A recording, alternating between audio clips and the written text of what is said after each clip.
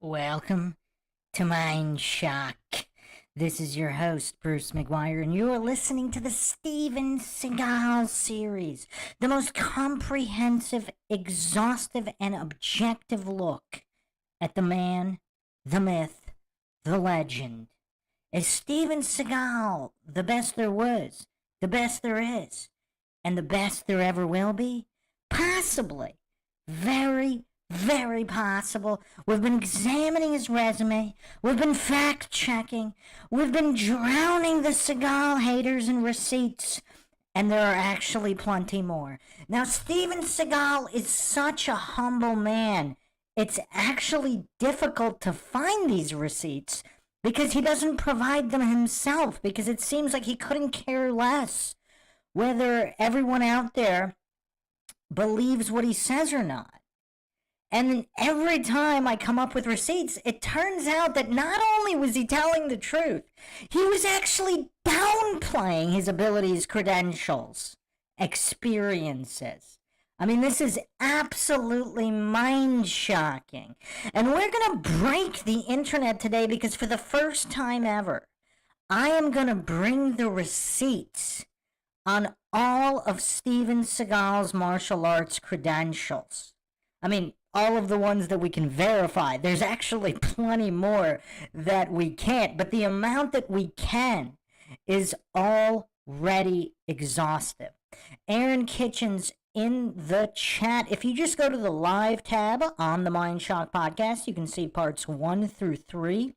I mean, we are going to be approaching, I don't know, this is the 15th, is this the 15th hour of our Seagal analysis, the most comprehensive, exhaustive, logical, and objective in the history of existence? Very possible. As always, if you enjoy the MindShock podcast, want to help support logic and reason, returning to a world that is quickly going extinct. I mean, is it anywhere more evident than in the subject of Steven Seagal, where you have all of these obese soy goofs hiding behind their keyboards, trashing and tarnishing the good name of possibly one of the most accomplished humans in the history of this realm of Earth. And that is Steven Seagal. You can donate to our PayPal. Just check the link in the description.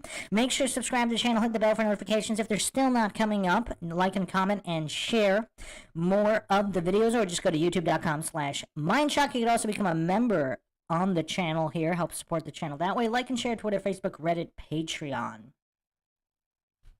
Yeah, Grunge Truck in the chat. Sammy the Bull, when he was talking about Seagal, so he apparently made up this story. So the part that he said when Seagal was on the stand, we went over the court drawings. Seagal didn't have a blanket. He was stone cold faced as always.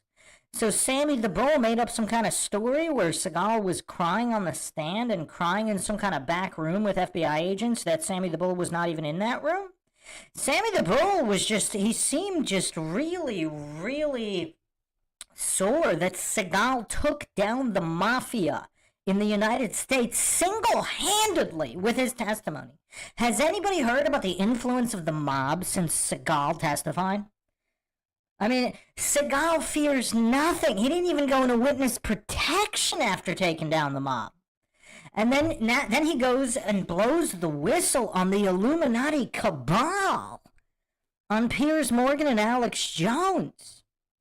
I mean, very obvious the smear campaigns against him. We went over the timeline. So for the first time ever, I will be providing receipts for all of Seagal's claimed accomplishments. And we will see what the receipts show. And then after that, we will also be getting the receipts for Seagal's comedic ability. I mean, we already went over. I mean, this guy's like a master of all trades, jack of none. I mean, it's just truly incredible what this guy has accomplished. And it seems like people are just so jealous. They can't handle all of this guy's accomplishments. I mean, it's so difficult to examine all this. We'll also be going into his comedic ability and also his feuds with Jean-Claude Van Damme and Michael Jai White. We will be examining all of this completely comprehensive as no one has ever done before. So just real quick receipts. Obviously, everybody's familiar with his Aikido prowess, and we'll be getting into his ranking in Aikido in a moment, because a lot of the goofs hallucinate that his ranking is made up or BS as well. I mean, this guy also an expert marksman. I mean, this guy seems to be an expert in absolutely everything he does.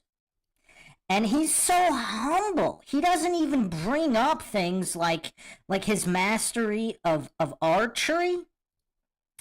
I mean, this guy seems to be a master archer as well. Do you even hear him talk about it? He doesn't even talk about that.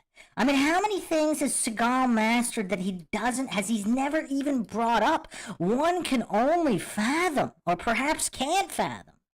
I mean, this guy's a recognized reincarnated llama. This guy's so well-traveled in the world. I mean, people doubt his CIA credentials, but I mean, this guy also a sheriff, worked for the sheriff department over 20 years. And the goof's hallucinating that never happened and he didn't actually save lives after Katrina. Well, look! Look what I found here. Lo and behold, Seagal with an entire team in the post-Katrina era. And look at this humble man. I mean, just the amount of receipts the Seagal haters are drowning in. I mean, I feel bad for them. I mean, think about how tough it must be to be a Seagal hater after all these fact checks. I mean, this guy has even helped. He's working with sniper rifle manufacturers to design sniper rifles. I mean, this guy's part of humanitarian efforts.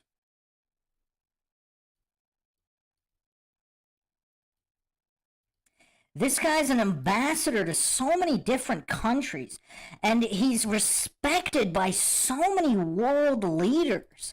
I mean, this is him with the leader of Kyrgyzstan, one of the former Soviet republics, and a lot of these relationships were actually formed before he even knew Putin. He was guest of honor at the 2016 World Games in Kyrgyzstan here. I mean, how many more receipts can we come up with? I mean, are there any Seagal haters that are just not drowned in receipts right now? I mean, he's even a master of dealing with tigers. I mean, he doesn't even talk about that. I mean, look at this. Look at this. He's not even afraid of wild tigers.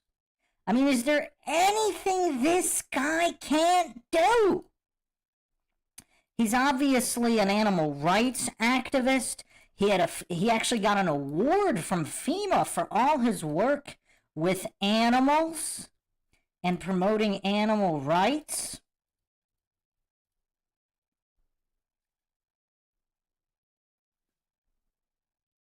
He's an expert musician, one of the greatest on the guitar of all time, and his voice isn't half bad either. He's recorded 2 albums. I brought up all the receipts for him playing with the Kings. They all hold him in high regard. Meanwhile, the haters, all of the obese soy goofs hiding behind their keyboards, hating on Seagal because the Illuminati string pullers told them to. I mean, and here's another fact check. People said he's friends with Jason Momoa. A lot of people called BS. Lo and behold, look what I found here. He actually does appear to be pretty good friends with Jason Momoa. I mean, is there anything Seagal has actually lied about? I mean, we just keep fact-checking, and it's all here. It seems Seagal hasn't lied about anything, and in fact has downplayed everything. Of course, his relationship with Jackie Chan, a lot of people called BS on that. And not only apparently is he good friends with Jackie Chan, but Jackie Chan also studied with his family at his dojo. Here's a photo here. Another receipt with Jackie Chan. I mean, we're going into the 15th hour here of all of the receipts of Steven Seagal. I'm not going to go again into his CIA background because I think that's pretty well established. I mean, we have even bodyguards from Iraq or Iran or whatever it was validating Seagal, and even bringing up the story of how Seagal messed up this gigantic, jacked, it was either an Iran or Iraq professional bodyguard on a set. He made him sign, according to this guy, this is not from Seagal. Seagal has never even mentioned this. Not even mentioned this. And this other guy said Seagal had him sign a waiver first and then paid for all his medical bills anyway after Seagal beat him down. I mean, what a nice guy. What a nice guy. I mean, is there anything that remains unfact-checked so far? We'll be getting into his martial arts background, which he also appears to have downplayed. But is anybody in the chat here? Is there a single receipt we have not provided for a claim of Steven Seagal so far? Because I'll get to it. We spent 15 hours going through all the receipts. We're not even done yet. But is there anything else I have not addressed yet?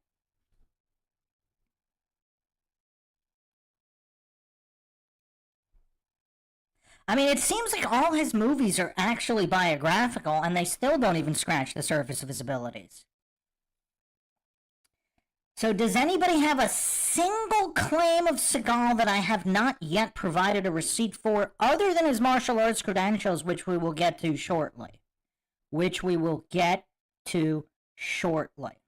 Okay, so if there's no, are there any other receipts required before we get to his credentials? I mean, we went over all of his Hollywood connections. I mean, even of all of what's been admitted, I mean, you have legit top-ranking CIA guys admitting to know Seagal through mutual friends. I mean, what kind of mutual friends could a top-level CIA guy have with Seagal? Seagal never said he directly worked as a CIA agent. I mean, we didn't even go over all the stories about Seagal being a bouncer. I mean, Seagal worked security both in Japan and in Los Angeles. This is a guy who it's been, I mean, many people have backed up his claims that he worked security. So is it really that much of a stretch that a top martial arts master in Japan who speaks fluent Japanese was recruited in some kind of capacity, not as a direct CIA agent, but some kind of capacity, some kind of asset? I mean, there are people in Hollywood who are confirmed CIA assets without even 1% of Seagal's abilities. So why do people actually, why do all these coincidence theorist goofs? I mean, maybe he really didn't work for the CIA or in any kind of capacity for the CIA, but would it actually be that surprising if he did? I mean, out of all these people, Seagal actually seems like the most likely candidate, even if he didn't. He speaks fluent Japanese, he's a martial arts master, his dad apparently having some kind of military involvement in Japan, and then all of a sudden he arrives in Hollywood, best buds with the top Hollywood agent, and best buds with the head of Warner Brothers Studio? I mean, isn't it? It would seem more surprising if he didn't have CIA connections. Because, to manage all of that without CIA connections, that seems even more outlandish. Okay, Dave Scott says no further questions around it, but we're not done, actually. We are not done. We are going into the martial arts credentials, which some people actually dispute. So, who's ready for more fact checks? So, first of all, people criticize Seagal because Seagal never actually claimed to study from Ushiba. So he said he saw him once when he traveled to Japan, not when he moved to Japan. A lot of these goofs and Seagal haters, they strawman and hallucinate the timeline to be, oh, well, Seagal didn't move to Japan until after Ushiba was dead, the founder of Aikido. Well, he never claimed to have seen him after he moved there. He did an earlier trip with one of his teachers, and that's when he saw him. And he explicitly claims he never directly learned from him. But his son, the founder of Aikido, the son of the founder, is the one who gave Seagal his 7th Dan Aikido black belt. I mean, can you think of a more legit Aikido Tekka to receive the belt from?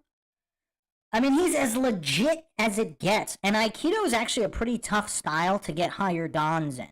Like, we'll be getting to some of these other martial arts actors, and they might have higher dans. Here's what people don't know. Seagal never even mentions this. He's also a 7th Dan in Kyokushin Karate. These are the claims. I'll fact check them. I'll bring the receipts in a second. And then he also has a black belt in Kendo, Judo, and Kenjutsu. I mean, he never even talks about this stuff. I mean, is Seagal the most accomplished and decorated living martial artist? I mean, this is absolutely incredible, and he never even brings this stuff up. So let's bring some receipts for all the goofs, for all the people who fell for the anti-Seagal propaganda.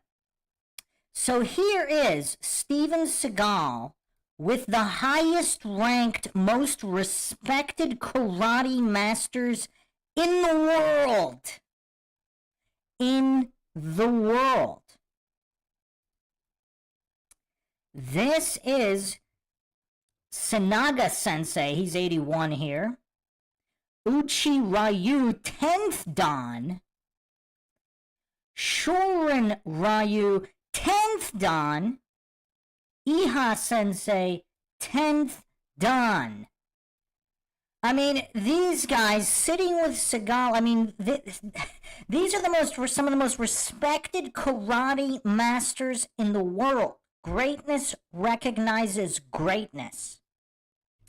I mean, a lot of these, again, these obese soy goofs hiding behind keyboards. I mean, the top karate masters in the world respect Steven Seagal. Steven Seagal's first style was actually karate and not Aikido. Here's another receipt here. Check this out.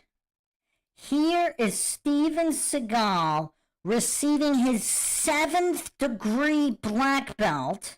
That's as high as a ranking as he has in... Heracles in the chat says he's not sitting with them, they're sitting with him.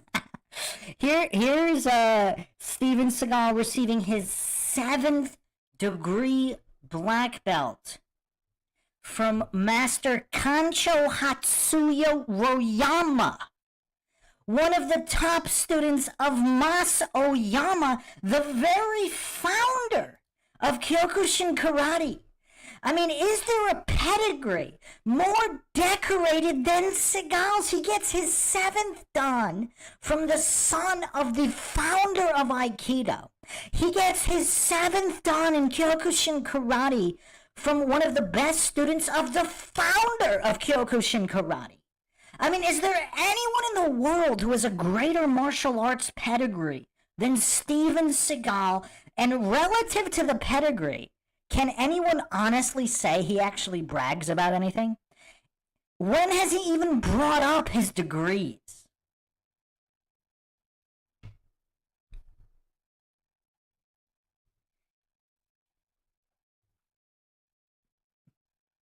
I mean, this guy is so humble. He doesn't even bring up these degrees.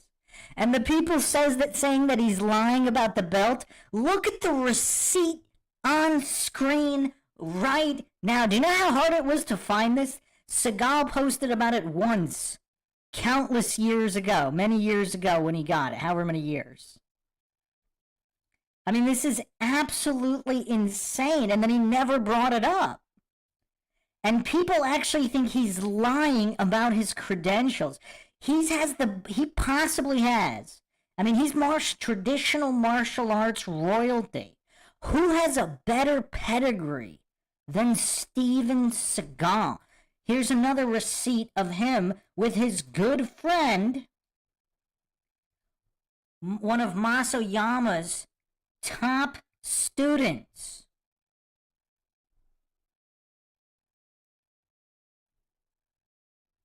Kancho Hatsuro Royama. The guy pictured here giving Seagal his 7th degree. We're not talking about 1st, 2nd, 3rd degrees here. We're talking about 7th degrees. I mean, this is almost as accomplished as you can get. I mean, any of the guys that have 9th or 10th degrees, they don't also have a 7th degree in another art. Not to mention,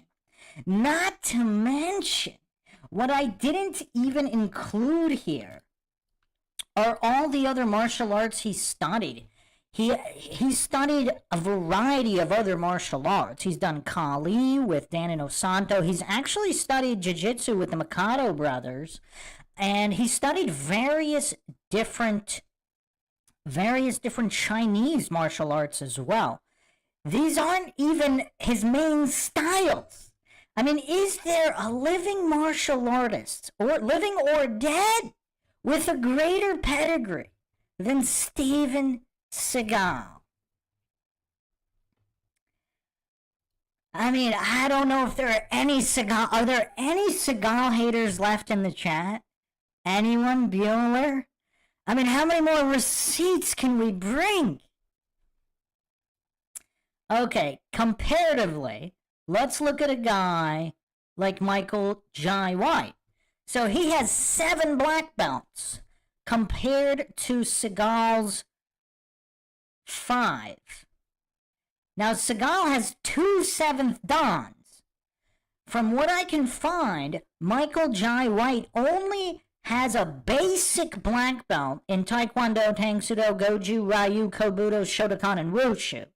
Kyokushin Karate is his main style, in which he's only a 3rd dan.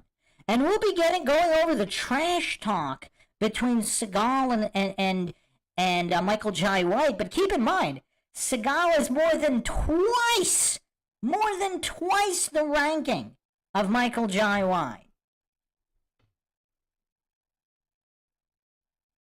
And I'm not downplaying Michael Jai White. I mean, he's a great martial artist. Some of his movies are pretty good. Most of them are really bad.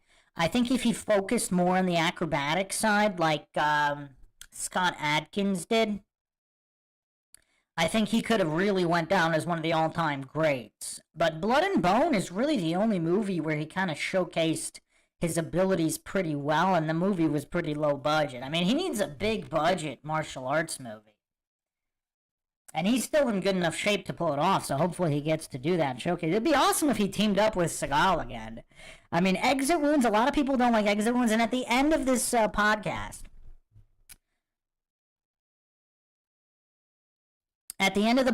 I'll be giving my top 10 Seagal movie rankings, which is going to be very tough. Very tough. So now we probably have the only other martial artist who can claim to be as accomplished as Seagal. So we have Chuck Norris, who's a 9th dan Tang Sudo, 8th dan Taekwondo, 5th dan Karate, 3rd dan Brazilian Jiu-Jitsu, and just a regular black belt in Judo. So here's the thing with Chuck. Patrick, I went over Bruce Lee on the previous episode, Steven Seagal, part 3. I would suggest you checked that out. Apparently, Seagal did know Bruce Lee and had some kind of training with him.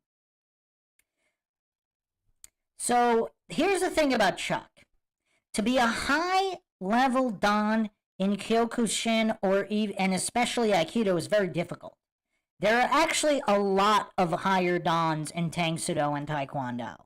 Now, I don't want to say that makes it easier per se, but by default, if there's that many of them, it's just not as royal of a background. Not to mention, I mean, Seagal would wipe the floor with Chuck, and Chuck's got 10 years on Seagal, so who knows how many more belts and dons Seagal's going to rack up, although it's going to be difficult to get the receipts on those, because Seagal is so humble and he just never posts them. So, it's you know, I got to go digging for hours to get these receipts on Seagal.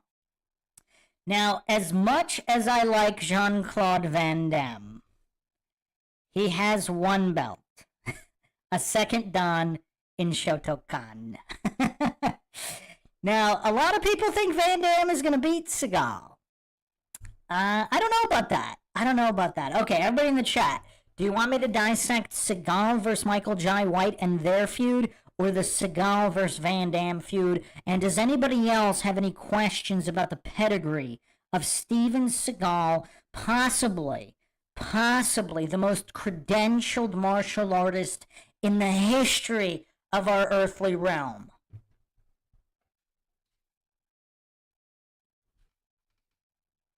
Jess Palmer votes for Van Damme. So you guys want to go with the Van Damme dissection first? Okay, let's do it. So before we get to that, let me just post a couple more receipts. Let me post a couple more receipts of Stallone and Seagal.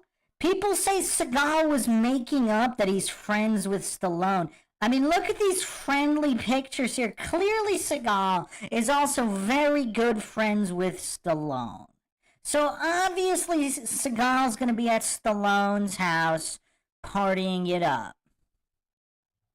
Patrick, again, review the previous parts. I posted a ton of video footage. You can argue with physics, but the physics are what they are. Okay, so let's go to Viking Samurai once again. Shout out to Viking Samurai. He puts together good compilations. We're gonna, let's look at, actually I forgot one more thing, but I guess we'll do it after. I forgot to give the receipts on Seagal's environmentalism as well, because we went over his PETA award and his working with animals, promoting animal rights. He's actually never stopped his environmental work, going all the way back to his directorial debut on Deadly Ground. But he's actually, there's even more. I'll go over this after Van Damme and Michael Jai White. So let's go to Van Damme versus Seagal.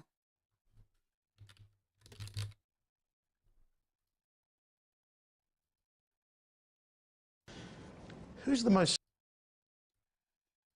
Oh, we might actually have two videos here.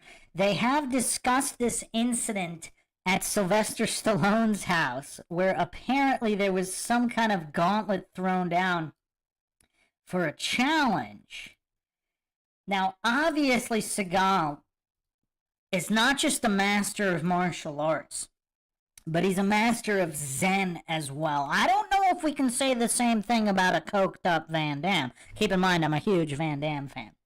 Van Damme's actually awesome because of ballet. I mean, I don't know if he has they don't give out black belts in ballet, but ballet is really incredible. I mean, the athleticism, the flexibility, combined with karate, even though Van Damme only has that one belt in Shotokan, even though it's a second dan, his ballet background, I mean, it gives him the advantage in a lot of fights. Legitimate. Who's the most legitimate Hollywood tough guy, in your opinion? You accept it, of course. When you say tough guy, do you mean martial artist or just tough guy? I mean, Stephen, for real, if he was on the street and there was a situation, you wanted this Hollywood guy by your side because he could defend himself.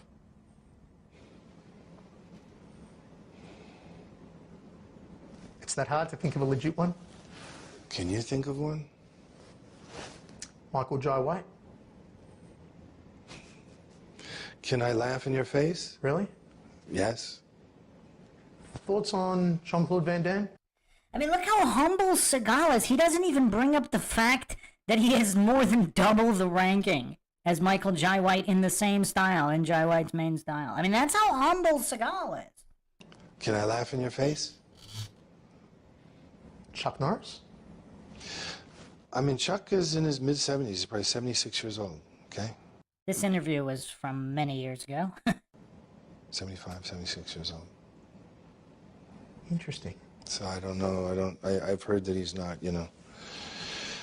So, I mean, I don't really want to get into, on film anyway, you know, who's a tough guy. Do I think Michael is a tough guy? No. Do I think he's a martial artist? No. Do I think Jean-Claude's a tough guy or martial artist? No. If you were to put together your own ensemble of action stars, your own version of the Expendables, let's say, who would you choose, 3 or 4 actors to be in there with you? I think they had many great actors in there, you know, that are great action guys. I think this guy Jason Statham, is that Jason right? Statham? Statham, Yeah, is it? yeah. It's not Stratham, it's I still laugh about that. Statham, yep. Jason Statham is... Statham's like a McDojo guy. I don't think that guy ever studied anything for real. I actually forgot to give Wesley Snipes credit. He's actually 5th Dan in Shotokan's 2nd degree Hapkido, and he also trains Kung Fu, Capoeira, Eskrima, and Brazilian Jiu-Jitsu. So he's pretty legit. He's pretty legit. Wonderful action guy. Jet Li, fantastic action guy, who, by the way, is a real martial artist. Yes, great wushu. And, you know, I mean, I'd never seen him fight, but I would imagine if you would have mentioned his name over those guys, I would have to say, okay, he's a real martial artist and probably can fight. Dolph Lundgren, Kyokushin karateka, used to be... Wow, we got a hater in the chat here, Patrick. Patrick, check out the first 3 episodes. I mean, I have all the videos on there. Seagal wrecks everybody other than Bruce. With all the receipts. I mean, you know, obviously what I said just now means nothing. Go spend the 12 hours looking at the receipts. I mean, if you don't look at the receipts, how are you going to know? Seagal can head kick easily. I mean, he's wrecking Anderson Silva, Machida. I played all those videos in the previous parts. I mean, even at 70 years of age, he can do this stuff. I mean, you know, doesn't take a genius to figure out what he would do in his prime. And I actually have a lot of older videos too of Seagal in the even early 80s. I mean, the guy is faster than anyone other than Bruce. competitive? Oh, he's a very nice guy. Do I think he's a tough guy and a great martial artist? He's just a great guy, and you know. But anyway. So, but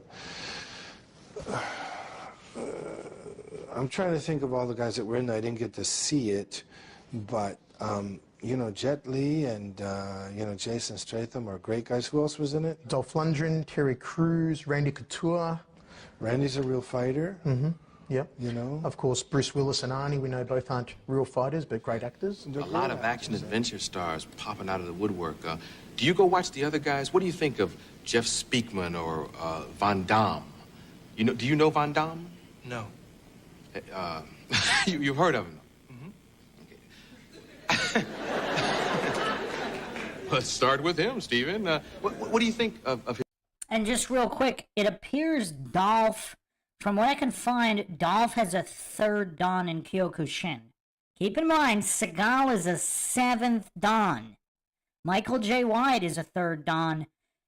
Dolph Lundgren is a 3rd Dan. And Dolph has won a lot of championships, so you can only imagine the kind of skill a 7th Dan like Seagal possesses.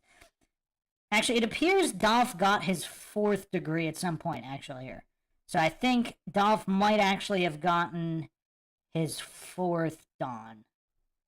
But anyway, yeah, some of these older sites, I guess, are listing him as 3rd Dan, but there's a video talking about him having his 4th. Okay, here. So 2020.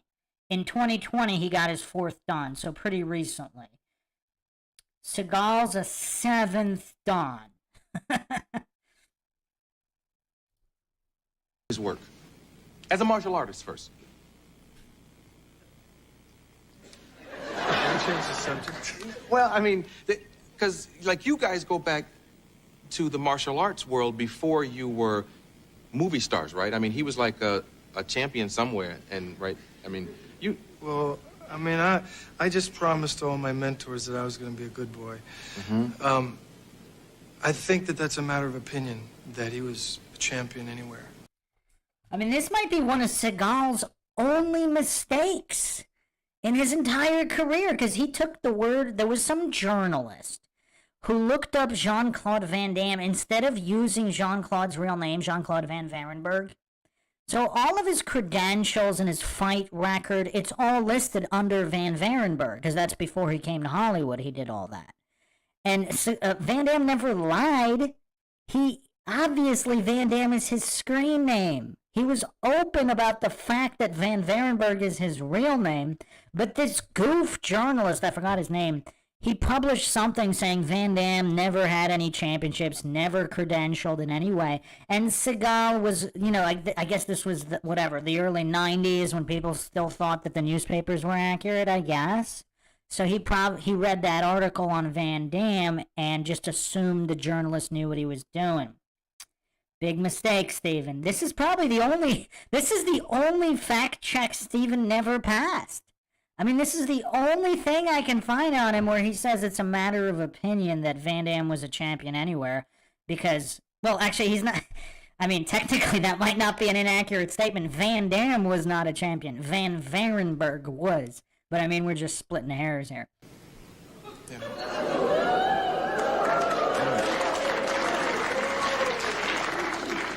And I mean, you know, I'm not being catty or anything. I wish the guy all the best. What a nice guy. What a nice guy. But there are an awful lot of people who say that that's not true. How about Jeff Speakman? Nice guy, huh? I mean, I was very good friends with his teacher. You know, Ed Park was a good friend of mine. So here's the thing. People actually think Seagal was lying about that as well. So here's the thing. I actually could not find a picture of Steven Seagal and Ed Parker, but they did run in the same circles, just like, oh, actually, hold on a second. Wait a second.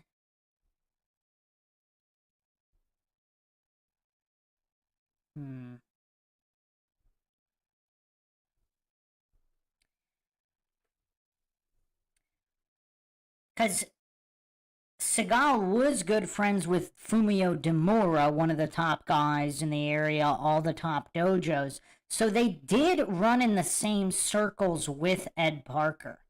So this is another one of these unverified receipts, I guess.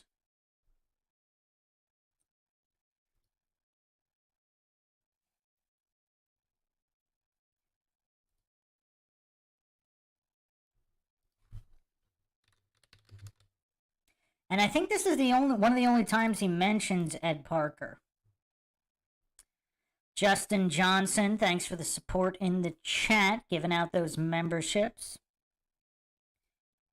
And he seems like a real good guy. This kid, I've never met him, but That's where I saw Jean-Claude Van Damme fall off a motorbike here, going about 6 miles an hour. Must have had 40 aides helping him. Is that true? He got in a fight with you? No. It'd be like me squashing an ant. I don't remember where. I don't know if it was the Inquirer, but I remember reading something about that. Come on. You, Larry? Oh, he said he did like a spinning double twist kick double or some kick. shit. He looks like one in front of it. If he sees me, he runs. Well, he said that he whooped some mosquito ass or something. I don't know. Come on. Very nice, very nice. What about Steven Seagal? Can we tell Steven Seagal? Yeah, Steven Seagal. Okay, okay.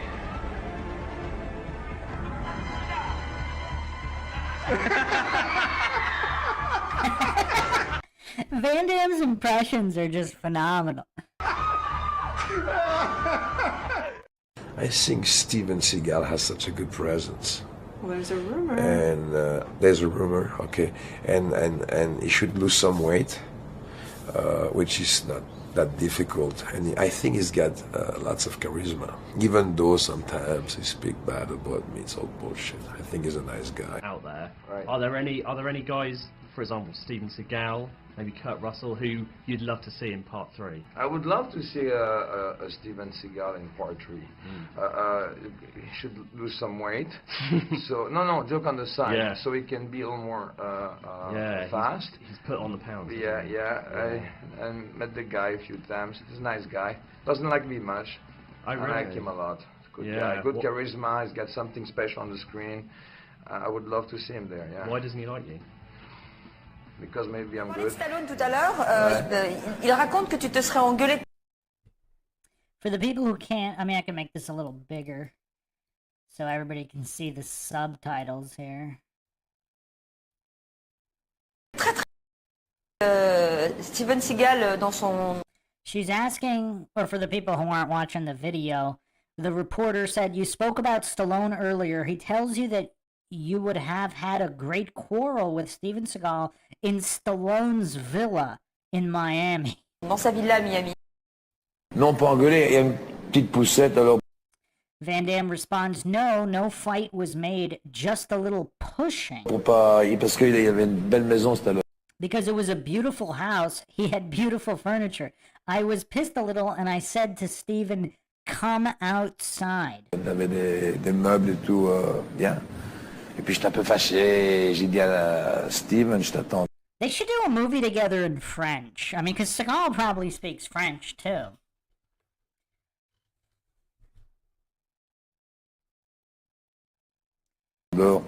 Ah oui, parking, voilà. Et vous êtes... Non, ça a pris...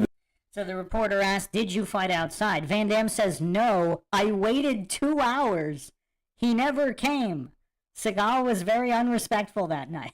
I mean, is this Seagal just practicing Zen? I mean, why fight when you don't have to? I mean, think about how much of a nice guy Seagal is. He didn't want to, permanently, he was dealing with Sean Connery. He broke Sean Connery's wrist permanently. But Sean Connery wasn't the most physical actor. I mean, he was awesome. But, I mean, someone like Van Damme, they can't have a career if they have a broken wrist, a broken knee, a broken neck, a broken spine. So Seagal seems to have been very nice in sparing Van Damme. 2 heures, il n'est pas venu. Je t'attends! Again, for the people new here, let me bring up this other clip of Seagal. Seagal might be the fastest martial artist in the history of the realm of Earth, other than maybe Bruce Lee. I think we're going to have to do a dedicated podcast on that comparison later. But here's some footage that I actually have never seen. This is prime Seagal. I think it was the Coburn clip here. This is prime Seagal. Watch the speed of this man. I mean, he punches like 6 times in a second.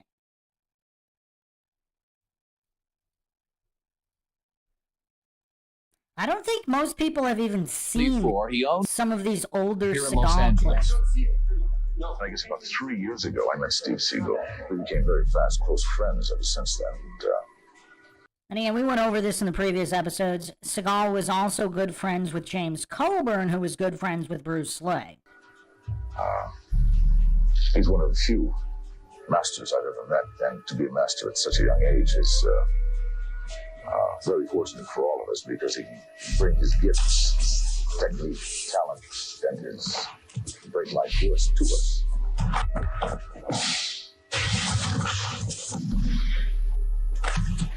I mean, look at that. Nobody could stop that. I mean, I'm a big Van Damme fan, but he cannot stop that kind of onslaught. I mean, look at this. I mean, I don't know how many punches that was right here. He punched the guy like 5 or 6 times in a half a second before he took him down. Great life force to us.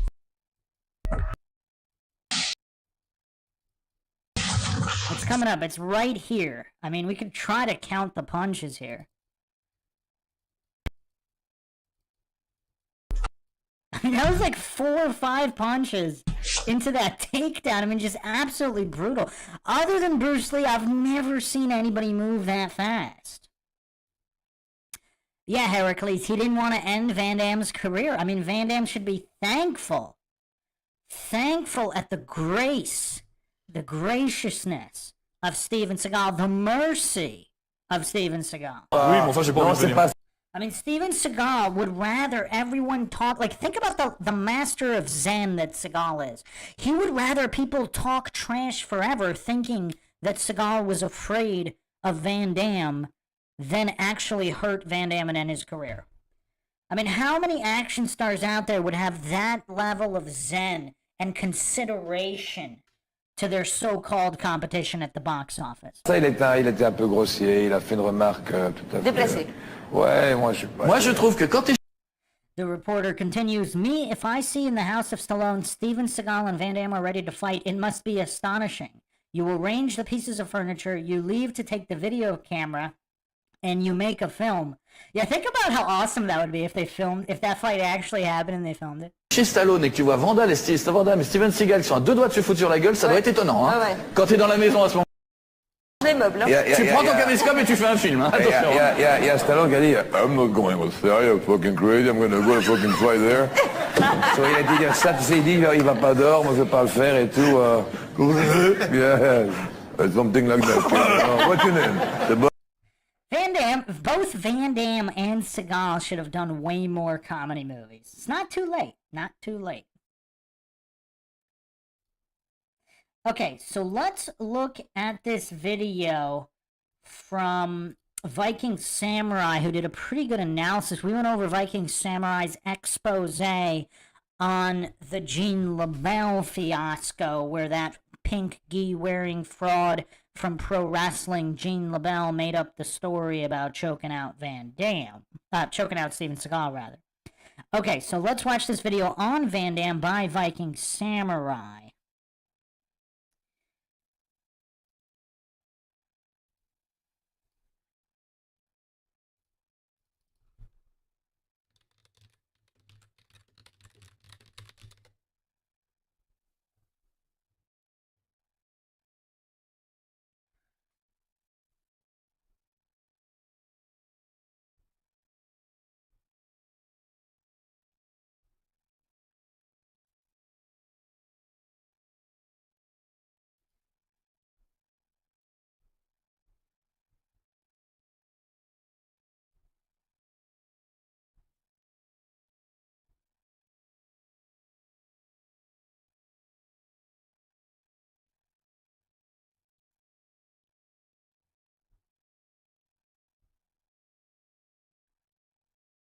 One second.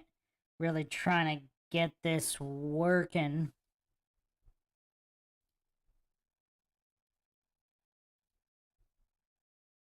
For those that don't know, Van Damme also trained with Chuck Norris.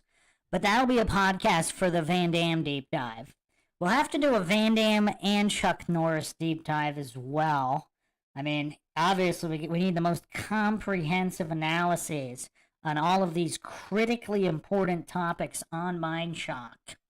I mean, no one else is going to be doing objective, logical, comprehensive deep dives like this.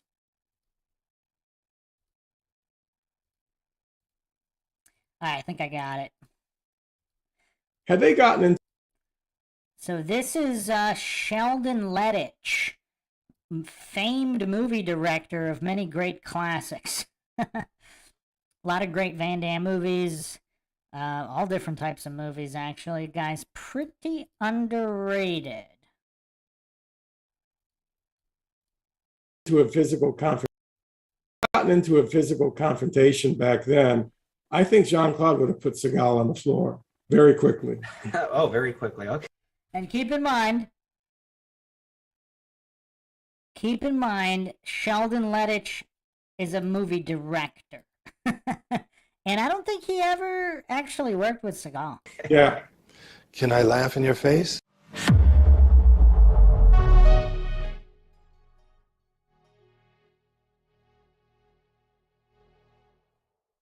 Hey guys, in today's video it's Jean-Claude Van Damme versus Steven Seagal. We're going to talk about that infamous night in Miami, Stallone's mansion, 1997. And if that fight actually occurred, who would have won and why? So with me, my guest is Sheldon Lettich, amazing writer-director. He's, of course, worked with Van Damme, worked on some of his best films like Lionheart and Double Impact. Met with Steven Seagal, never actually worked with him. But he's going to give his opinion on who would win that fight and why. Also, make sure to stay until the end because he's going to tell us a story about the time Jean-Claude Van Damme kicked a real Navy SEAL across the gym. So that's kind of a funny story. Oh, make sure to comment below, by the way. Are you Team Van Damme or Team Seagal? Nothing to do with the movies, nothing to do with the individual, but if that fight did go down at Stallone's mansion, who wins, Seagal or Van Damme? Comment below.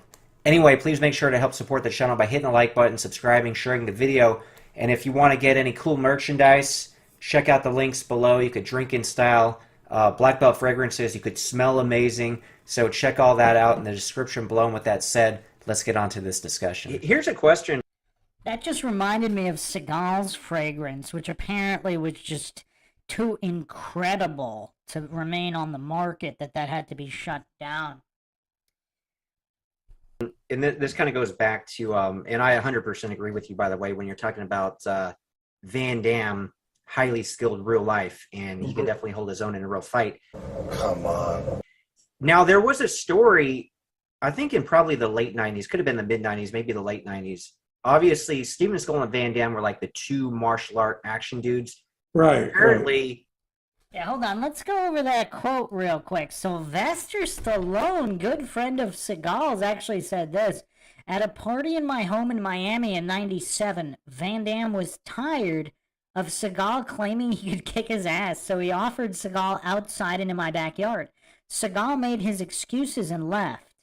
But Van Damme, who was berserk, tracked him down at a nightclub and offered him out again. Van Damme was too strong. Seagal wanted none of it.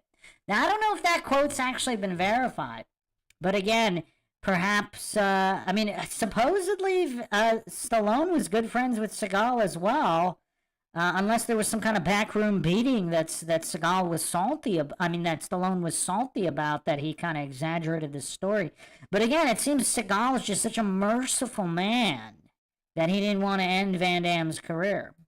Obviously, Steven Seagal and Van Damme were like the two martial art action dudes. Right. Apparently, there was almost a confrontation at Stallone's mansion, I think, in Miami. Yeah, I heard about this. Did this. ever tell you about that story? Like, was that real? Yeah, well, according to Van Damme, it was real, and according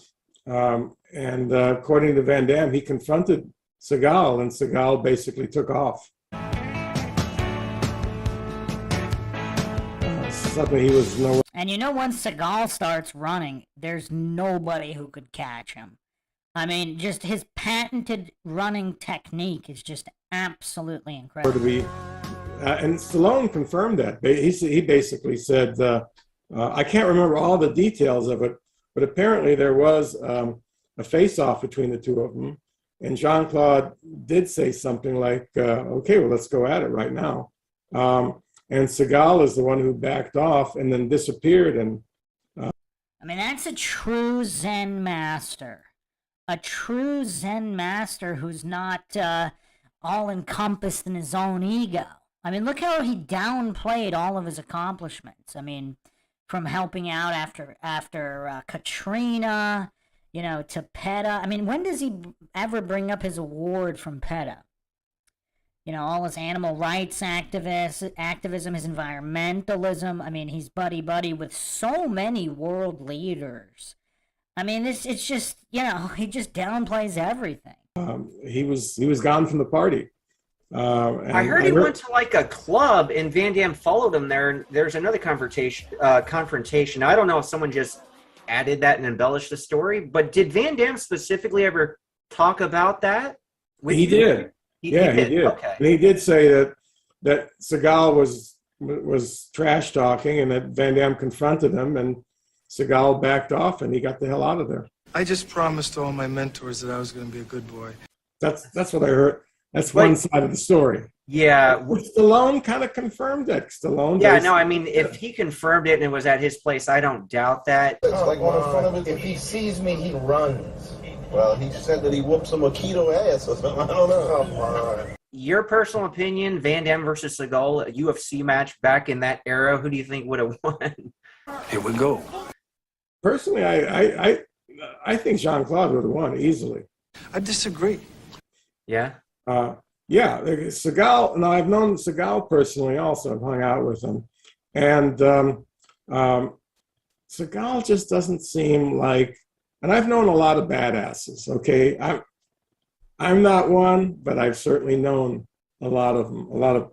Again, this speaks to the mastery of Zen of Seagal. I mean, again, we went into his interviews and the spiritual, mystical side that nobody even knows about. I mean, Seagal is so many mental levels higher than all these guys.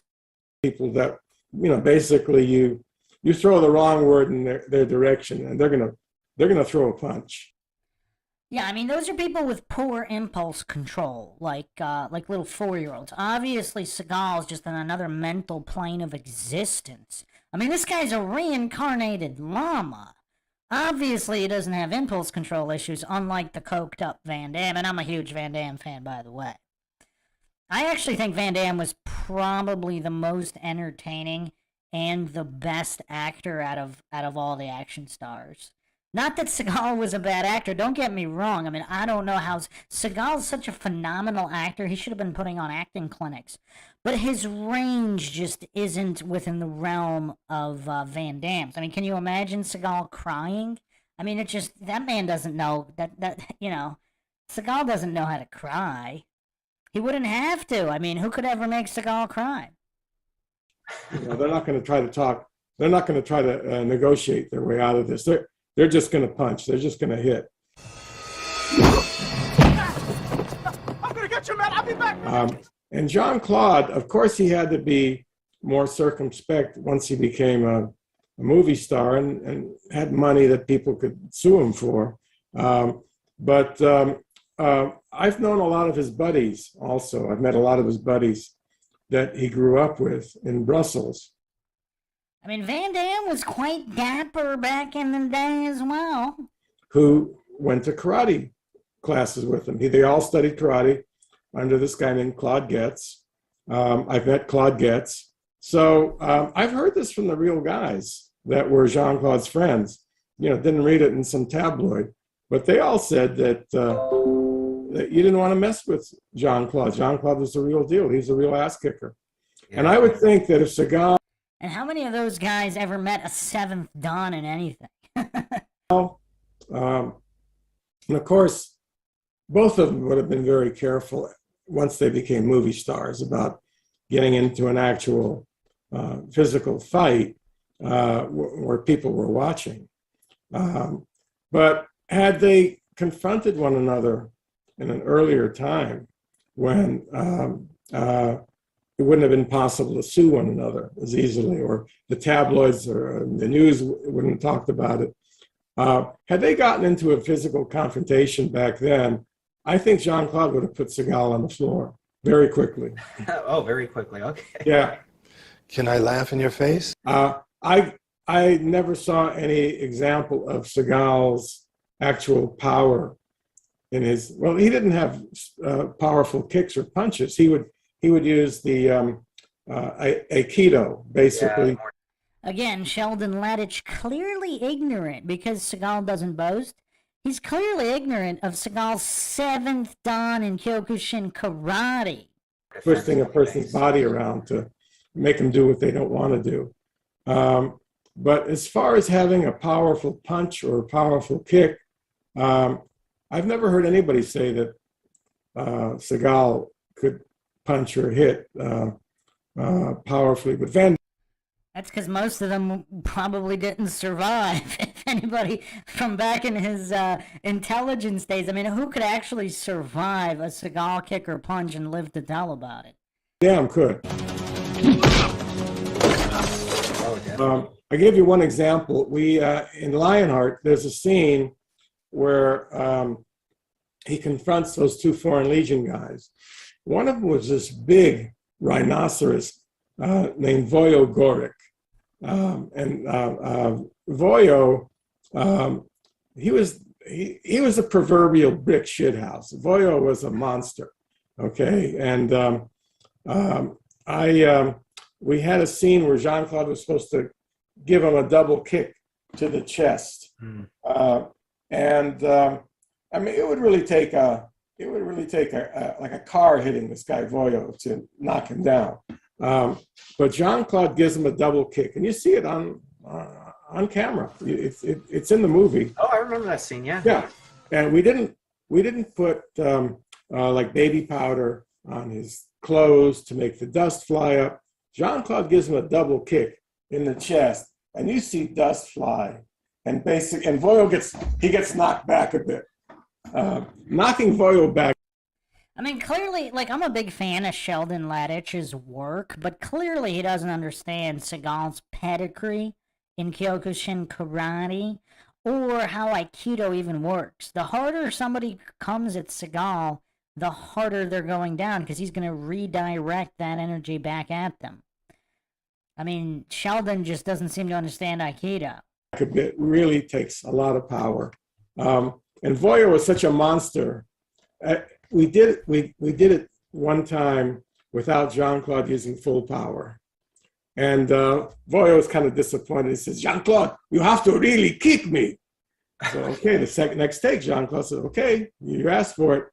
So he gives him that double kick that we see, where you see the dust flying. And Voyo gets knocked back like Frankenstein. And he's got the satisfied smile on his face. Says, Jean-Claude, much better.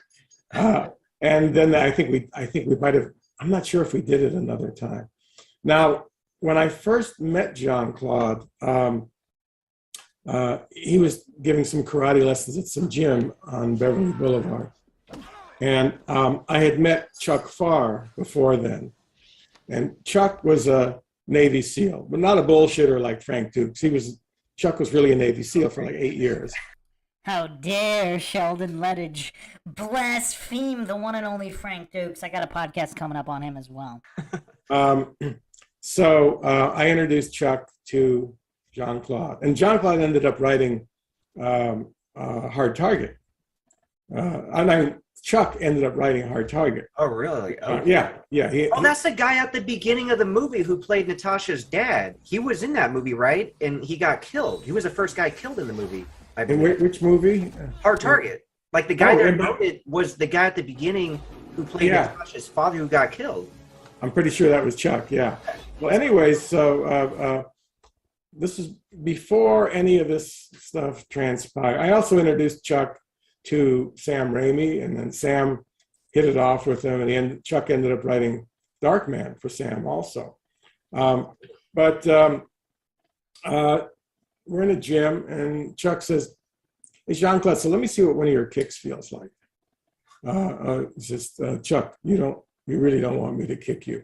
Oh, yeah, no, I do. Come on, look, I'll even hold up a couple of pads, and go ahead and just give me a kick right in the chest as hard as you can. And so he's holding up like 2 exercise pads. And Jean-Claude says, Chuck, you need 2 more pads. Hey, come on, Jean-Claude, I was a Navy SEAL and all this. And like, no, Chuck, you need 2 more pads. All right, Chuck gets 2 more pads. And now he's got 4 pads in front of his chest. Jean-Claude basically gives him one of those Van Damme kicks. Chuck goes flying across the room. We're in a gym. I mean, that's a cool story, but that's not the same thing as doing it in a fight for real on a guy who's not letting you kick him. We're in a good-sized room. He actually goes, my dog's not there. Okay. He goes flying across the room, basically barely staying on his feet. Jean-Claude gave him a serious kick with 4 pads, and afterwards Chuck said, wow, I really felt that. That's crazy, man. So, was it like a stepping side kick like he did in Lionheart against the dude in the right court and he kicked him through the glass? I would call that a stepping side kick. Yeah, okay. I don't know exactly, but that's what it looked like. Basically, the foot goes out and goes boom right in Chuck's chest. He's holding these 4 pads up, and the power of the kick sends him flying back. So that was a good demonstration early on as to just how powerful. Let's do a poll here. I kind of want to see where everybody's at. Would Seagal destroy Van Damme.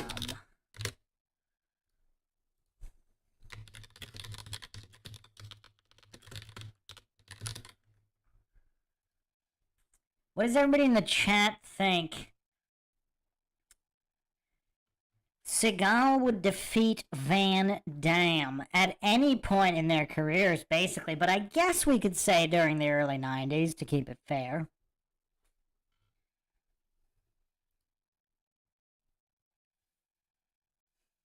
Wow, we got some Van Dammers in the chat. Okay, okay. I mean, I think Van Damme would probably beat the majority of people out there. Like, obviously, I don't think he's a fraud act. Like, a lot of people think he's not legit. I mean, the guy's legit. I mean, he had a bunch of full contact fights, semi-contact, tons of karate experience, plus the ballet. The ballet gives him an advantage I think most people don't understand. Like, the level of athleticism that ballet gives, I mean, that's almost like another 1 or 2 black belts.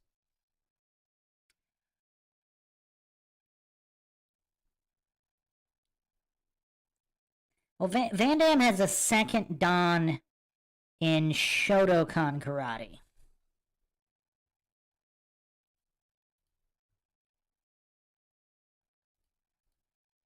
Now, even Aikido aside, Seagal is 7th dan Kyokushin.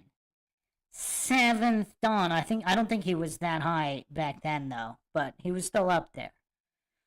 Ballet gets you pretty far. I mean, some of those ballet guys, I mean, they can kick hard and fast, even without martial arts training, just the level of athleticism.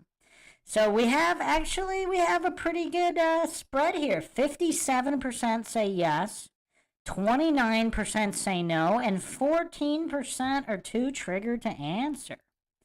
Wow, okay, let's continue. Jean-Claude's kicks were. Yeah, for sure. I was impressed. Chuck was impressed. Yeah, if he Chuck did. I don't think Seagal would be impressed, though. He did not ask for another demonstration. Yeah, I think that was enough. I want you to hit me as hard as you can.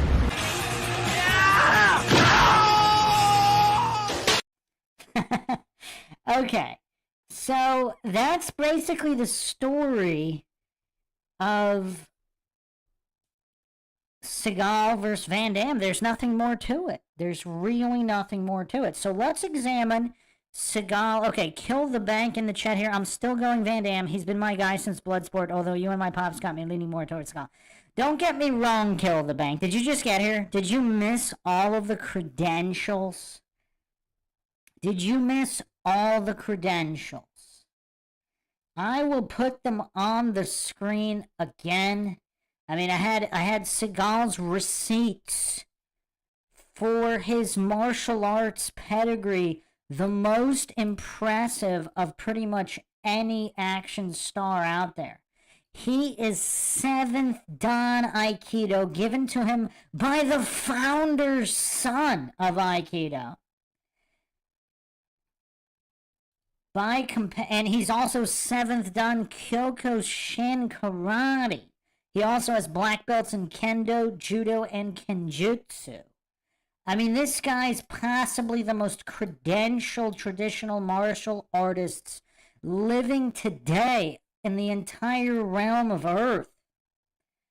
Comparatively, Van Damme's only black belt is his 2nd dan in Shotokan. Not exactly a fair fight here. Now, clearly he's got more athleticism than Seagal in terms of flexibility. But if you remember this clip, Kill the Bank, from yesterday's show, I'll put it on the screen again. The clip with Coburn, I believe this is from the TV show Eye of Hollywood. I don't know if anybody has the full show, but here's some clips of Prime Seagal. Prime Seagal that most people have not seen. By And the level 1974, of he owned his own speed here dojo or school is in Osaka. something unparalleled. I mean, only Bruce, I've never seen anybody move this fast other than Bruce Lee. Very fortunate for all of us. I mean, this is somewhere around because he 5 to 8 punches in a half a second or something like that. challenges. I mean, watch this clip coming up right here. I don't think Van Damme can stop it. I don't think any human in existence can stop this other than maybe Bruce Lee. Bring life force to us.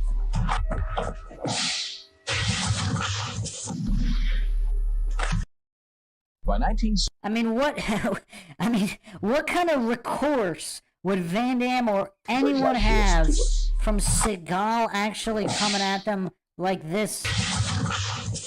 I mean, how can they stop that? That's a broken neck, broken wrist, broken elbow. Watch this clip right here. What is Seagal gonna do? I mean, what is Van Damme gonna do when Seagal comes at him like this? I mean, he would just step into the kick and just deliver the punishment. I mean, Van Damme would probably be permanently injured. It is only for Master Seagal's graciousness and not wanting to end Van Damme's career. Van Damme's just not fast enough, Kill the Bank. I'm a huge Van Damme fan. I think he is the most entertaining action star with the best acting range, the most entertaining movies, the most consistent out of all the action stars. But in a real fight, I mean, nobody seems to be able to compete with Seagal, not just on a traditional martial arts pedigree and credential level, but his speed is just incredible. Okay, so let's get into Seagal versus Michael Jai White. Now, Jai White does boast, see, unlike Seagal, Jai White boasts, to inflate that ego, about his 7 martial arts black belts. But here's the thing. From what I could find, only one of them is actually in the upper dans, and 3rd dan isn't even that high compared to 2 black belts and 7th dan like Seagal has. Now, Michael Jai White's main art is Kyokushin Karate, 3rd dan. I couldn't find who gave him the belt, but Seagal's belt was given to him by Mas Oyama's main student in Kyokushin Karate. Mas Oyama, the founder of the entire art. So let's look. Viking Samurai also did a great breakdown on both of these guys. And we'll see what everybody thinks here. But the thing is,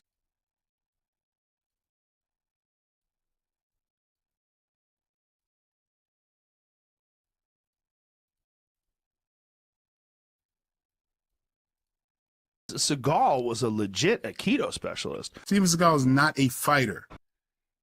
That's kind of hilarious. It's just hilarious how Michael Jai White is saying Seagal's not a real fighter when Seagal is more than double his rank in his main art. It's just kind of hilarious. It's on right now.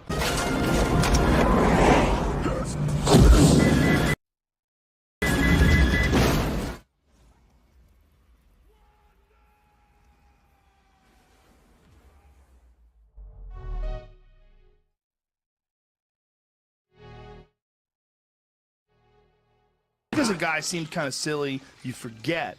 Like, he had a real, legit history with Aikido. He was the first American to ever teach at a dojo in Japan, speaks fluent Japanese, and he's a legitimate Aikido master. Like, 100% absolute legitimate Aikido master. The thing is, Aikido is just not something that...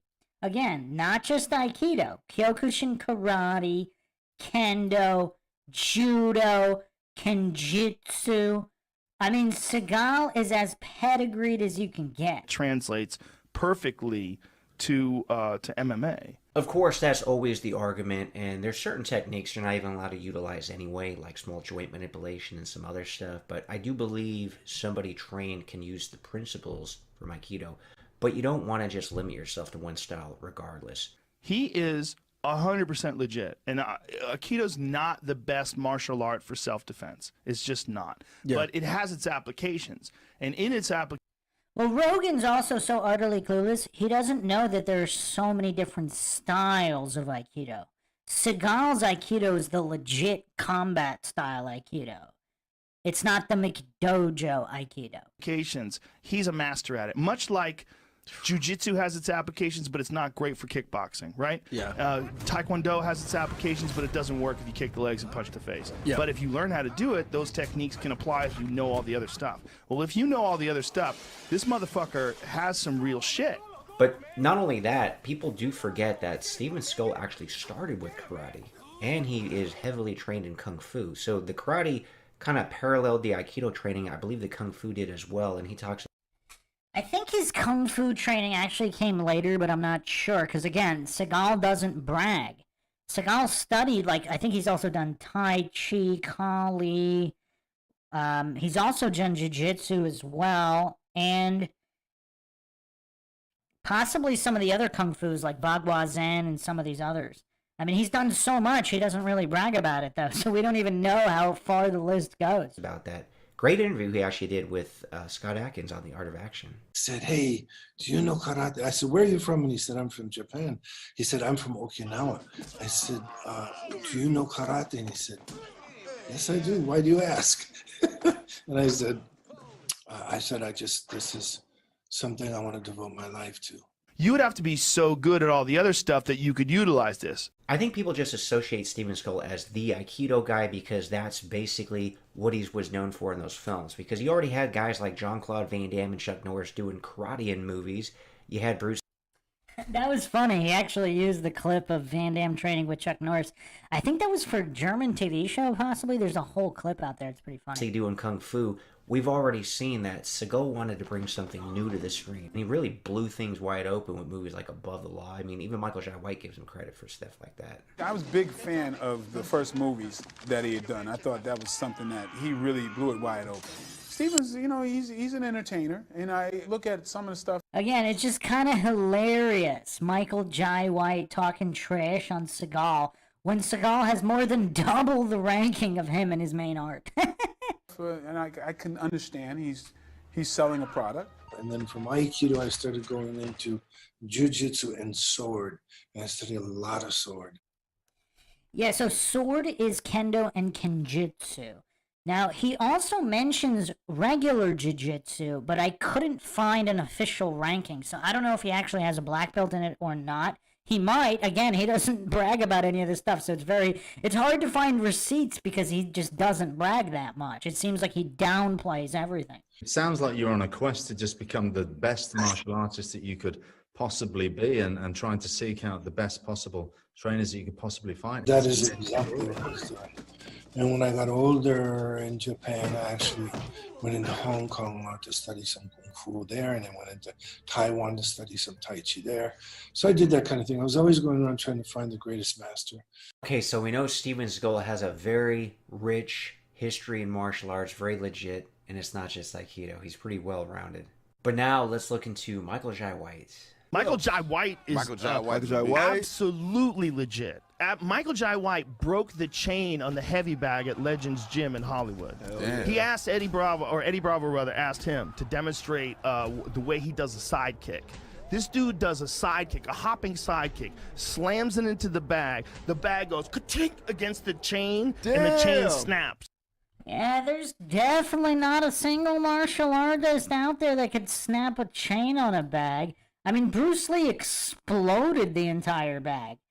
I mean, not that that's not impressive, but I mean, Joe Rogan, the goof Joe Rogan going all fangirl here is kind of weird. Well, but not surprising. That's real? 100% real. We were laughing. He even did like a thing with Kimbo. They were working on a movie together, and he was explaining something to Kimbo about telegraphing things.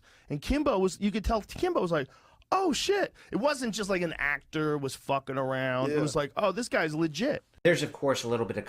That clip was kind of weird, though. I mean, basically, for those who haven't seen the Michael Jai White Kimbo Slice clip, Jai White just faked him out because he was going real fast, then he went slow just to show the difference in speed. It really was nothing impressive.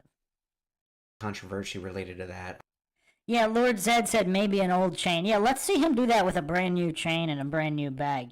I know Mike Perry doing really good in the BKFC right now. Was a pretty good UFC fighter, but he's dominating in bare knuckle boxing recently. Destroyed Luke Rockhold. But anyway, I know Mike Perry got into like a big beef with Michael Jai White. I've seen what his skill set looks like. He needs help. Over the whole story related to the late.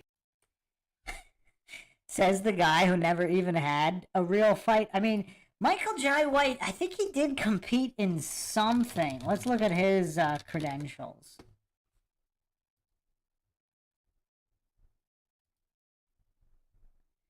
I thought he competed in something.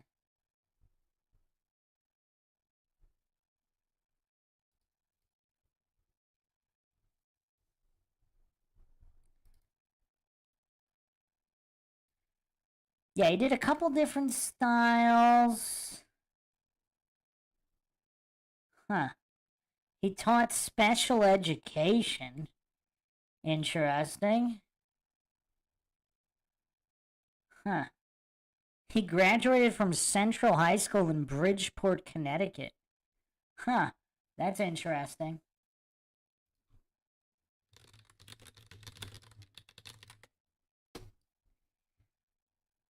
Yeah, he did some karate tournaments as a teenager.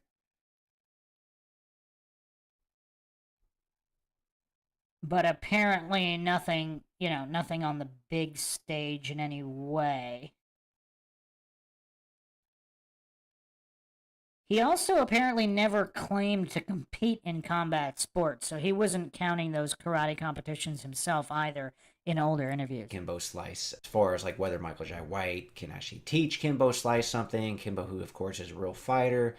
And then of course there's controversy with Steven Seagal's front kick that he taught Lyoto Machida and Anderson Silva, which I don't know if Anderson Silva was just joking and playing around and giving Seagal credit, but Lyoto Machida still claims that, yeah, what Seagal showed him actually does help.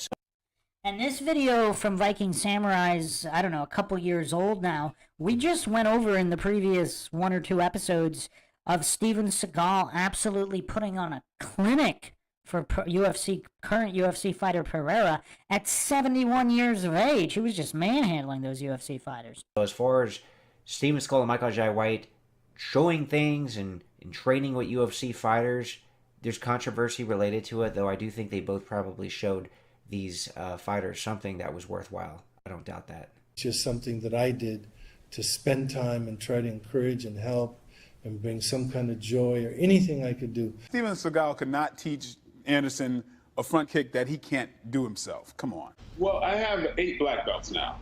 So No, are you serious? 8? Yeah, I think he has 7. He might be counting the 2 different styles of Taekwondo.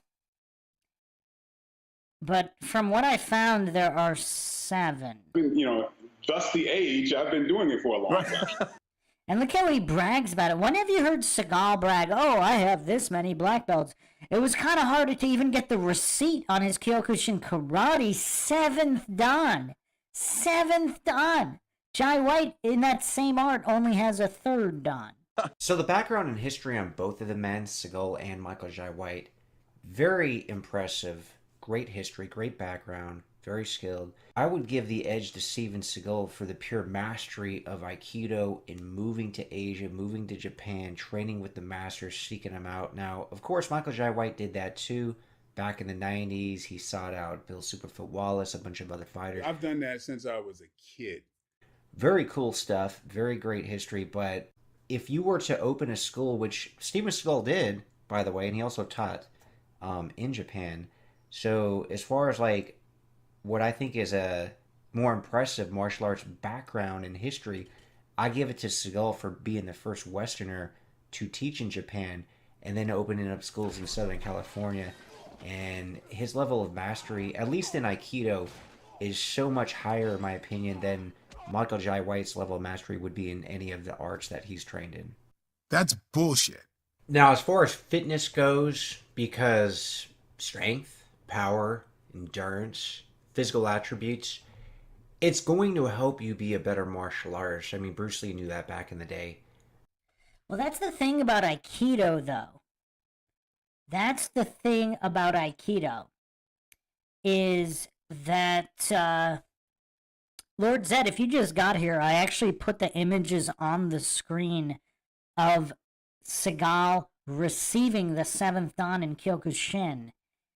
Not just from anybody, but from one of Mas Oyama, the creator of Kyokushin karate, one of his top students, Kancho Hatsuo Royama. I put that on this, one of Seagal's good friends. I actually found the photos of him actually receiving that 7th Dan in Kyokushin. So, and his 7th Dan in Aikido was given it to him from the son of the founder of Aikido. So not only is Seagal's pedigree more impressive in sheer numbers, but it's also impressive on who he received the Dan from.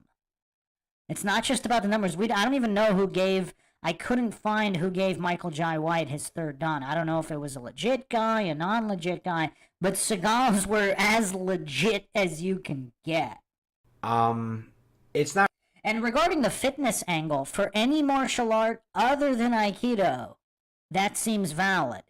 But with Aikido, he's just going to use Michael Jai White's strength or anybody else's strength against them. Not really a contest between Michael Jai White and Steven Seagal. I mean, Michael Jai White still looks phenomenal, especially given his age, but he was really fit his entire life, his entire career, pretty much, since he started in the movies, and obviously well before that. Steven Seagal, not really a gym guy, man. And I don't know how his diet is or if he has like a thyroid issue, but he's grown over time, not muscle growth. So obviously you have to give this category to Michael Jai White. Now, as far as like overall coolness goes, that's obviously going to be subjective. I think a lot of people will say Steven Seagal's got a lot of charisma, a lot of screen presence, which is true, which is why his movies were so good back in the day and he became a huge movie star. So there's a lot of variables and factors related to that. Also, Michael Jai White might be jealous. I mean, what's Michael Jai White's highest box office rake in?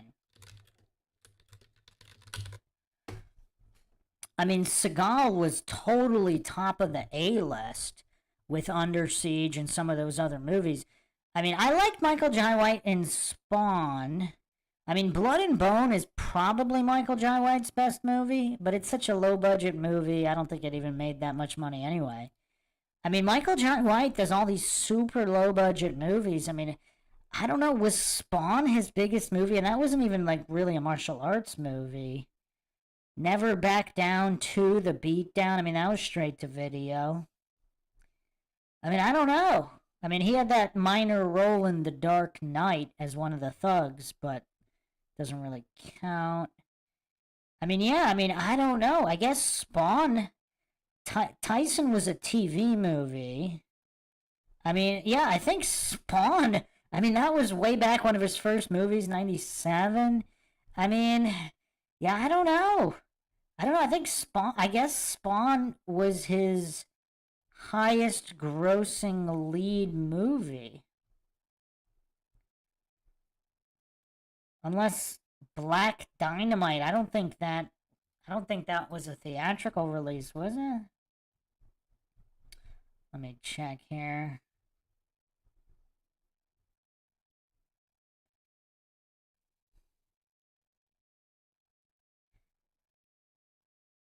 Maybe, but the budget was 2.9 mil, and its entire worldwide gross was $296,557.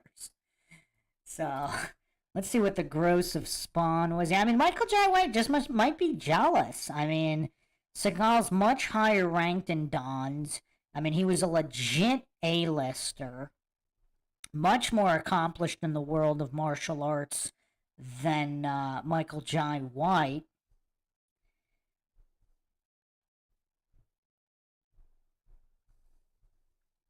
Now, let's see what the Spawn grossed here. And again, not really a martial arts movie per se. Wow. Spawn had a $40 million budget with an 87 million gross worldwide. Yeah, that's not bad. That's not bad. That's a huge movie.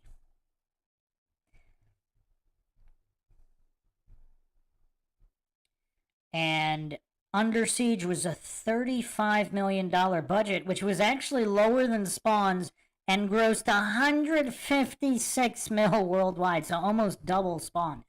So yeah, and then even Spawn, that really wasn't a Michael J. White movie because a lot of people didn't even know who he was. They watched it because of the character, the superhero Spawn. I mean, he's in the mask most of the movie anyway. So yeah, total night and day compared to Seagal's career. Absolutely night and day. But his on-screen presence, like even Van Damme said in an interview that Seagal's got something. Like he really did. He's just very natural. He's very smooth. He's got that nice, you know, mellow, relaxed. I think the word Viking Samurai is looking for is dapper. Is anybody more dapper than Steven Seagal? Voice. Whereas Michael J. White, he's a little bit different. He's a really like super alpha. He's got that really deep voice, and when he's acting, it doesn't quite sound as natural in my opinion. Don't worry about Hillary. I'll take good care of her.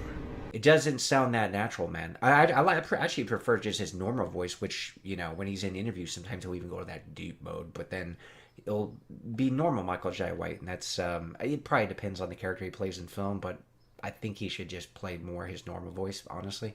So, and that's what Steven Seagal does. In a lot of his earlier films, he just played Seagal with his very calm, cool voice, right? And I'll tell you why. So overall coolness, I would give it to Seagal, even though he did wear some interesting outfits. He had a lot of different styles, right? Ponytail was interesting. Again, the word he's looking for is dapper. But overall coolness, I would give the edge to Seagal. Kill her.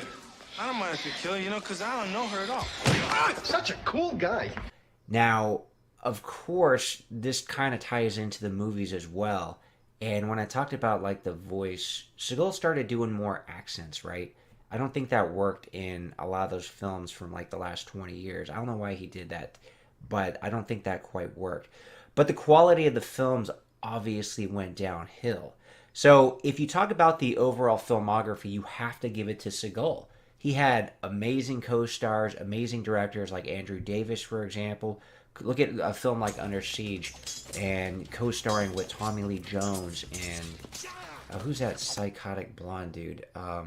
Do I look like I need a psychological evaluation? How did he not remember Gary Busey? I mean, Busey is a legend.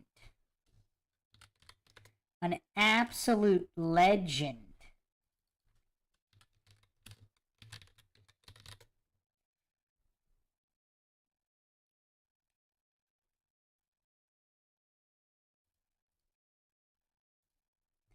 Although, again, is that an Illuminati humiliation ritual? Or is Busey just might be out of his mind, so I'm not sure if that qualifies.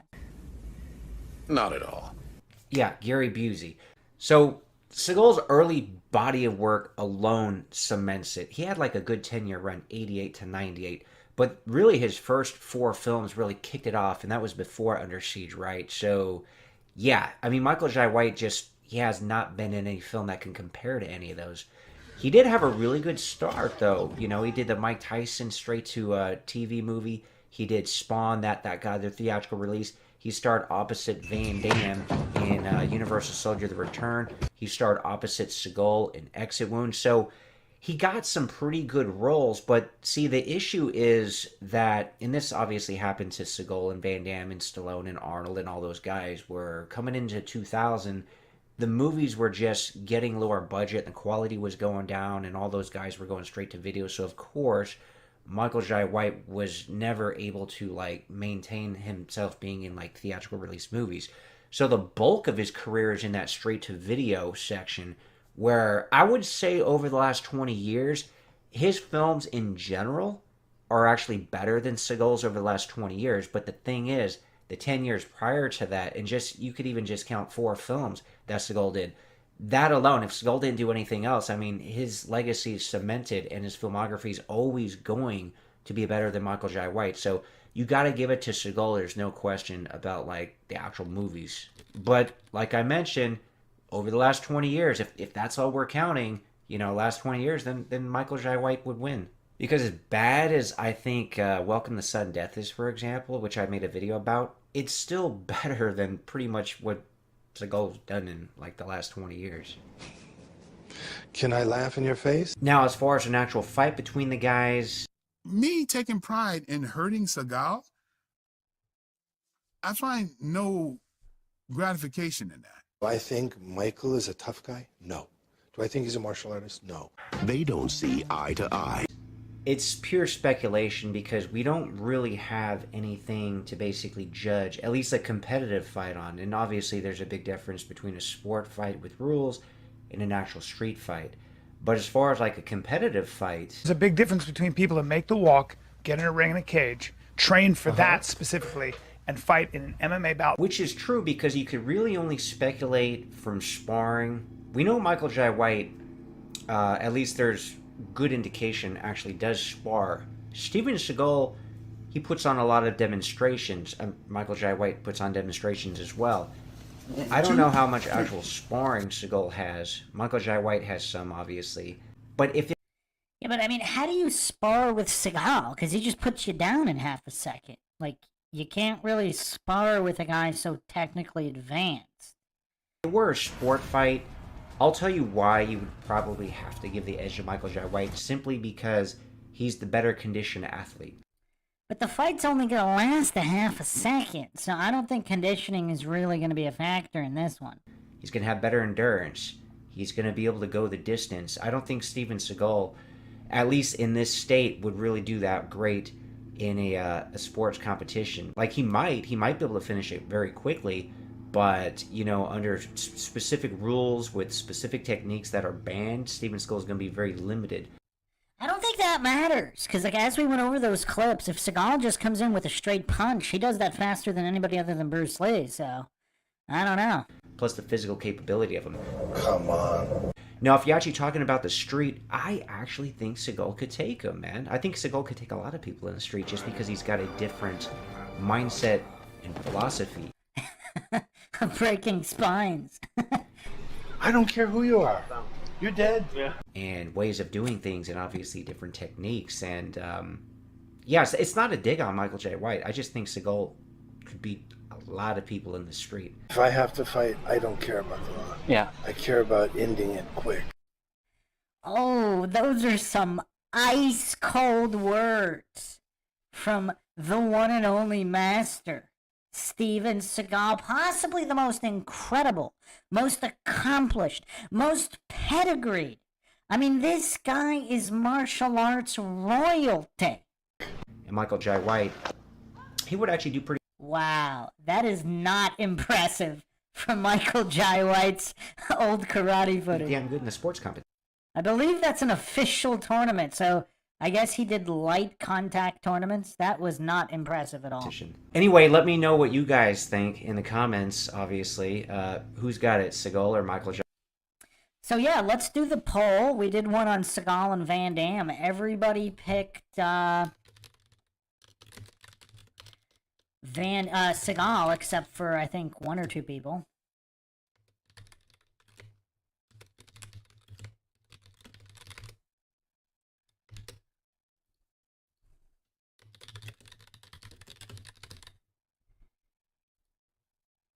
So let's see what everybody thinks here. I mean, a better question would be, is there anybody Seagal wouldn't destroy? I mean, that seems like a better question.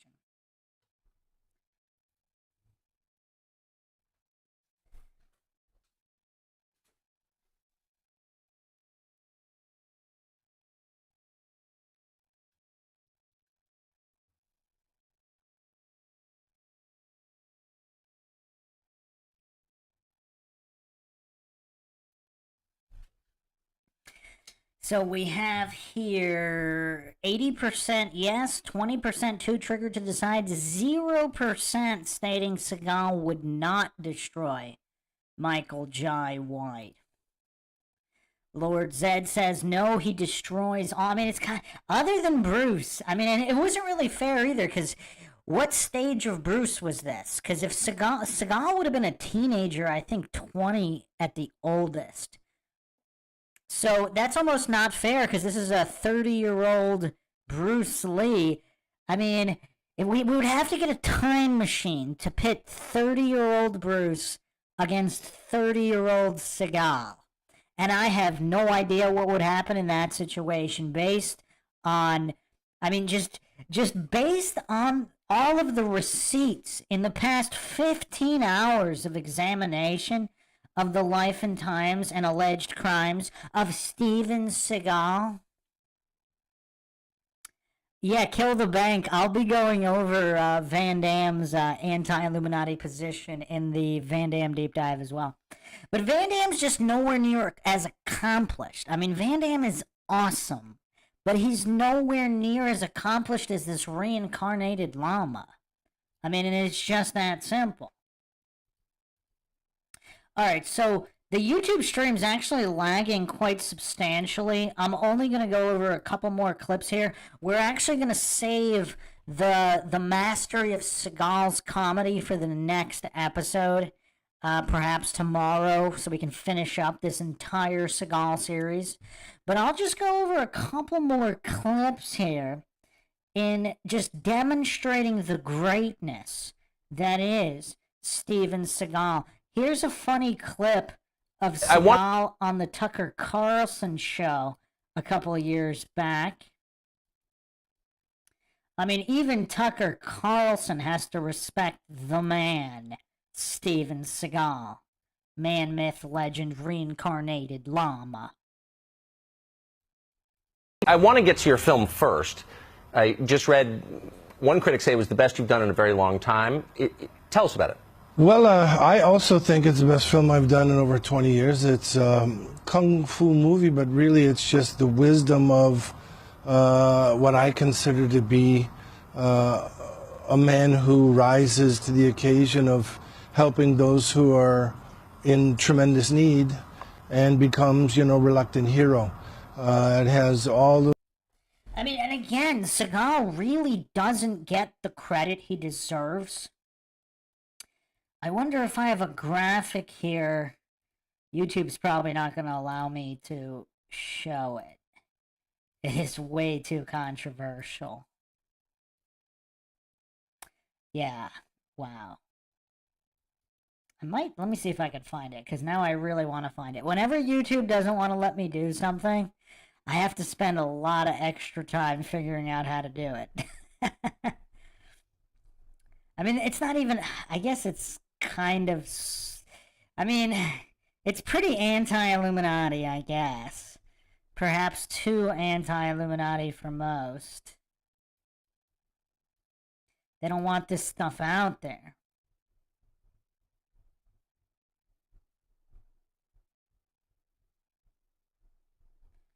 Just give me a minute. I'm really gonna try to get it.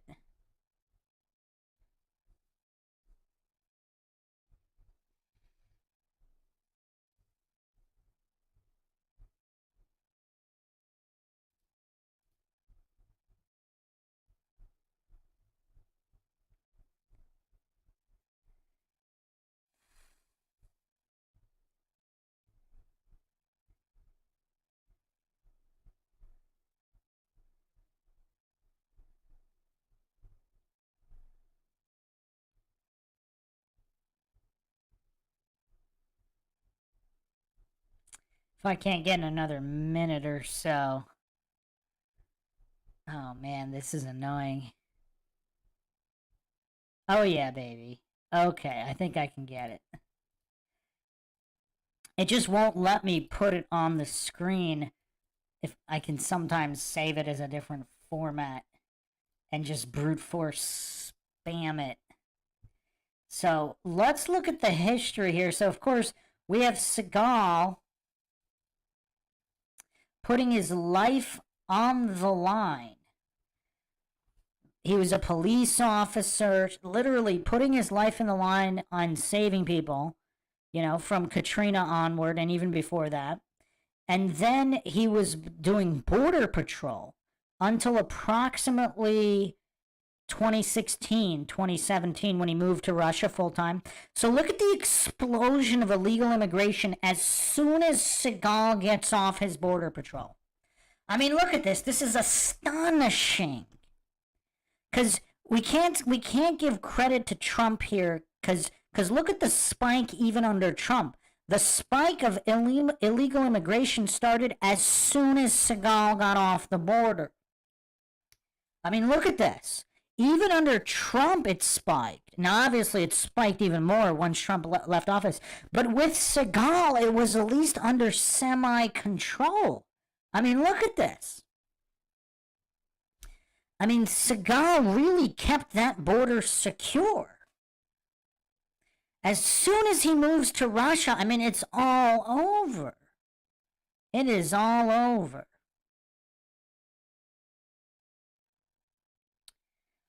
I mean, this is just absolutely mind-shocking. He just does not get the credit he deserves. He takes down the mafia single-handedly, doesn't even need witness protection. Soon as Seagal testified, all of a sudden the mafia doesn't seem to have any kind of grip or control in the U.S. Thanks, Dub, for the super chat. Thank you for streaming. Love you guys, both MindShock and chat. Kind regards and best wishes. Right back at you, Dub. I mean, we really have to bring the greatness of Seagal back to the surface here. This humble guy. I mean, when have you even heard him bring up the fact that he kept immigration under control while he was with Border Patrol? I mean, when have you even heard him mention that?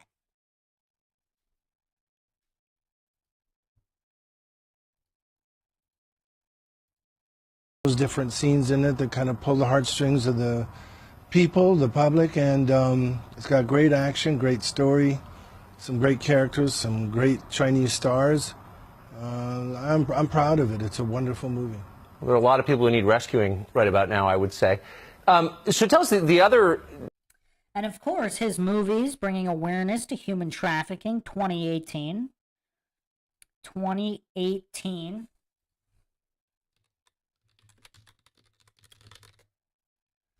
I mean, this is well before The Sound of Freedom, which only came out in 2023. I mean, Seagal was exposing this way before. I mean, he exposed the Illuminati cabal on Piers Morgan as early as 2017. He wrote a book about it. I mean, this guy has just been... He's done more for humanity, possibly, than any living human being on Earth right now. I mean, who's done more? Who has done more for humanity than Steven Seagal? News story about you recently is that you are considering running for governor of Siberia. I've noticed that. Yeah, that's for sure. You're considering running for governor of Siberia. Tell us about that. Why, if that's true, what you would do if elected. This is one of the millions of fake news sort of stories. I was at a film festival in Vladivostok, which is where my father's family is from. I believe he actually won that film festival. Do we need a fact check? Do you guys want me to fact check that? And notice how he doesn't mention it, but I believe he won that. Might as well put the receipt on the screen.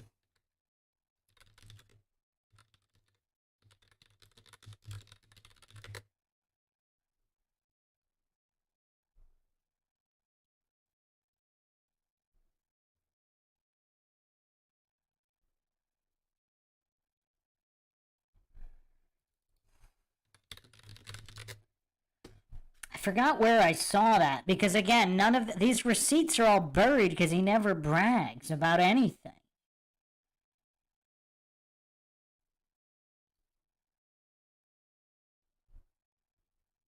Like, even the Wikipedia only has his Razzie Awards and none of the real awards that he won.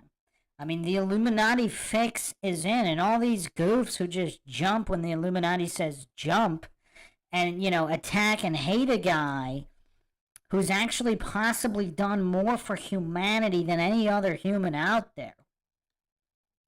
I mean, Steven Frederick Seagal stands head and shoulders above all these other humans out there.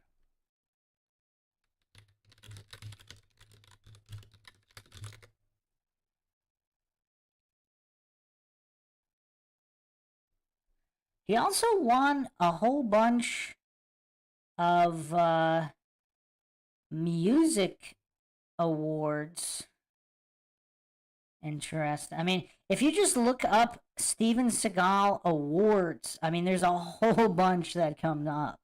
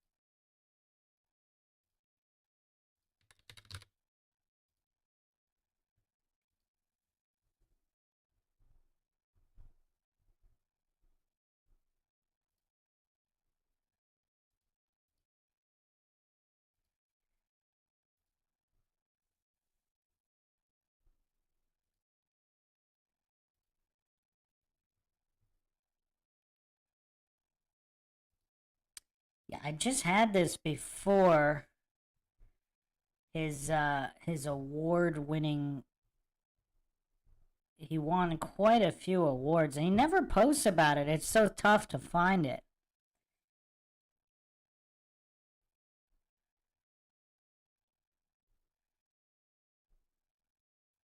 Oh, I forgot one more receipt.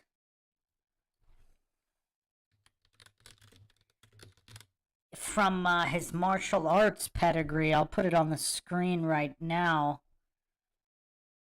Steven Seagal also friends with Ip Man's, the Ip Man Wing Chun school. This is Seagal with Ip Man's youngest son, Ip Ching.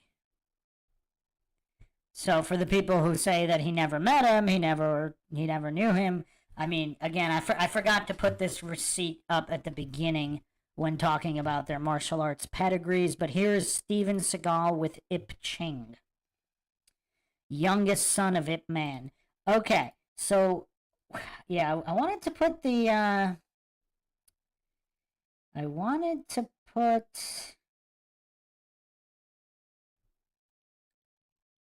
Seagal's wins here. He was also at the International Action Film Festival in Kazakhstan. I mean, this guy's just so worldly.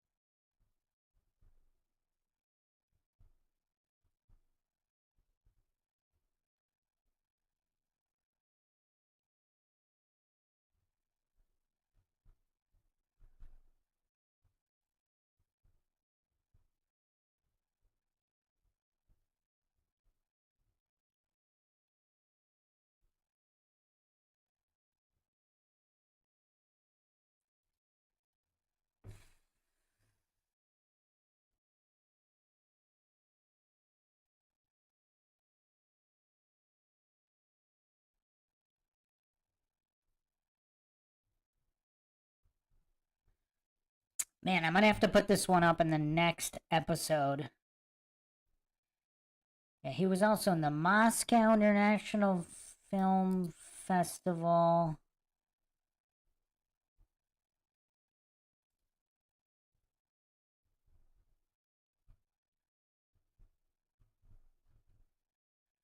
Yeah, I'm gonna have to put it up in the next one. I had it here before at the beginning.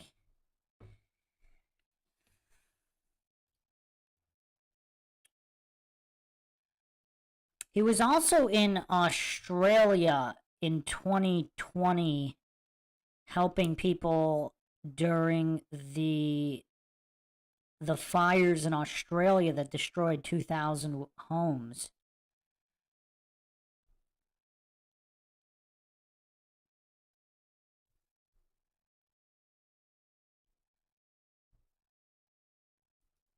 Let me see, I don't think he even mentioned that anywhere, but...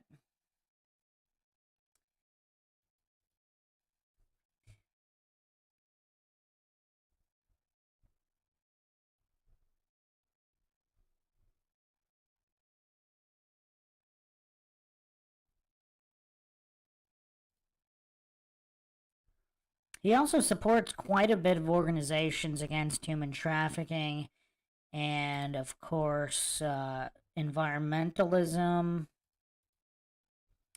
And then he also did videos in support of the Make-A-Wish Foundation.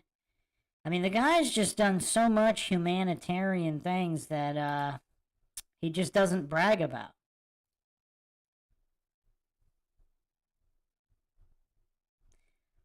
Yeah, I had that film festival bit before. Can't get it now. I'll put it up in the next one then. Let's continue here. And somebody in the audience said, "Hey man, we don't have a governor here. You want to become the governor?" I said, "Sure." And there it went. So, but at the same time, we said 30 times, guys, we were joking, and you know, Vladivostok, you know, had a friend of mine become governor there the next day. So it was just a joke that the press enjoyed doing bad things to certain people with. Yeah, I'm not surprised by that at all. So you are a Russian citizen. You were awarded Russian citizenship. You're in Russia now. Give us your perspective on the debate over Russia taking place in the United States right now. Well, I mean, you know, I said this before. I believe this is a situation where... I believe this video is from 2018 as well. There's a tremendous amount of propaganda against Russia. And in my opinion, most of the things that are being said is fabricated and untrue. And I think that this whole thing with Russian collusion and the President of the United States being involved in Russian collusion, all this, I think it's all a fantasy. And I think that this has more to do with the great divide between Republicans and Democrats and the conservatives and the liberals, and how at this point, you know, certain groups will do anything in the world. They don't care if it's legal, illegal, immoral. They don't care anything to win this battle where their agenda triumphs. And so, you know, I really think, and I've said this before, we're at a tipping point in the United States of America where if people don't realize that Republicans and Democrats really at one point have to start to work together in a more civil fashion and agree to disagree and understand that, you know, the truth and civility will really, really help the process of true politics instead of destroying our nation. Wise words from Steven Seagal. Wise words. So you're in Russia a lot. You talk to Russians. What do they make of this? Are they following it? What do they think of it? They're just completely bemused. They are, you know, some of them are laughing and some of them are crying, but the basic consensus is that they're finding it astounding and hard to believe that so much is being made of this, and a lot of these, you know, accusations against people like Kavanaugh, and they just are finding it, you know, the people I talk to are finding it just incredulous. Yes, so. I feel the same way. You know Putin. What's he like? I think he's a brilliant strategist. I think he's an intelligent man. I think he is a great world leader. And I think that if we would come to terms with trying to deal with Russia and some of the other countries in Eastern Europe and so forth and so on, as if they are equal partners, I think that this would really go a long way in world peace. I mean, there you have it. The audio cut out there. Man, they really wanted to shut this guy down. They cut off his mic. Wow. This was a news clip. They cut his mic. So, anyway, or maybe it was an accident. Who knows? I mean, this guy really knows how to bring about world peace. But obviously the powers that be want none of it. Want none of it. Let's watch one more clip here. Actually, two. He's also... he really doesn't get enough credit for his absolute mastery of the sword. I mean, I mentioned this before. He really should do a lot more movies where, you know, he could have been a really good American, a samurai, like The Last Samurai with Tom Cruise. He could have done a movie like that. I mean, his swordsmanship might be second to none as well.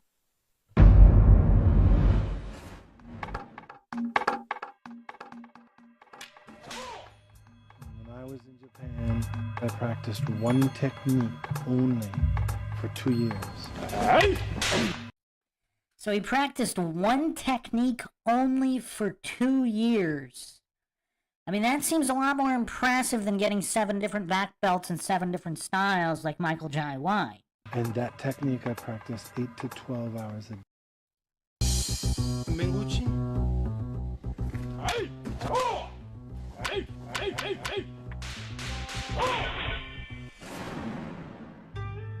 What we're going to do now is use Bokken and the wooden sword and to talk about some techniques that embody the styles that I've studied. I'm going to show one technique on decapitating him. Go ahead and draw.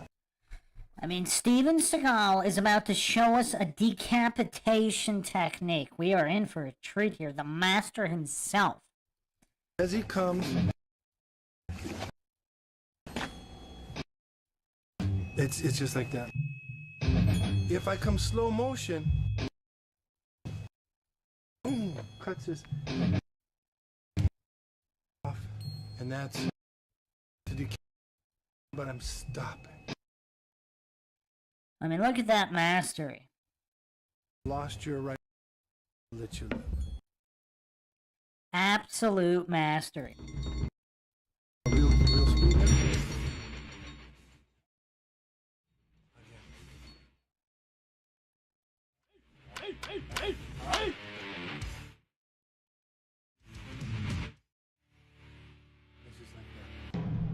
The next one I'm going to show, I cover and I'm going to cut his Achilles tendon, which really stops him. Man, cutting that Achilles tendon, that's just nasty. From fighting. Steven Seagal has absolutely no mercy. And look at that speed. He's probably not even trying. That leg would buckle there. He's probably not even trying at all. And he's finished. And wow. Again, I can cut his head off, or I can just say you get to live.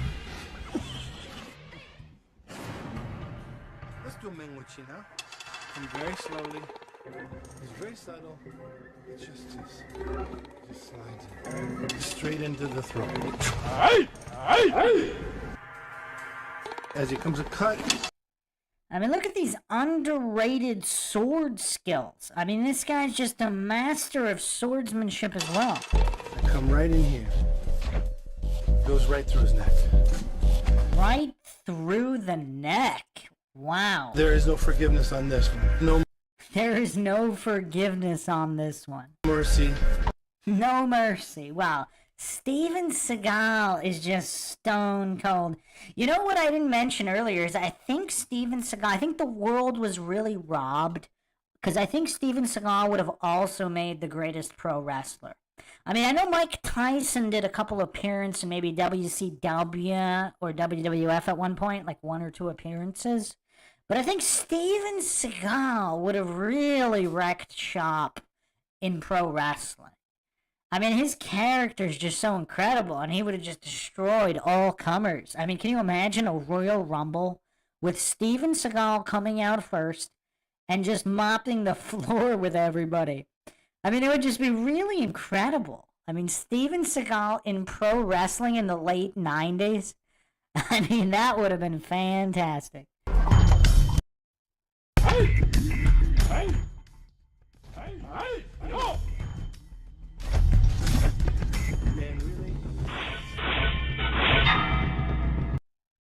Like that.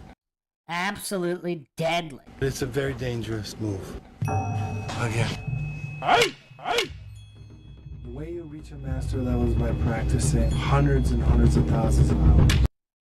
Hundreds of thousands of hours. That's the kind of devotion that it takes.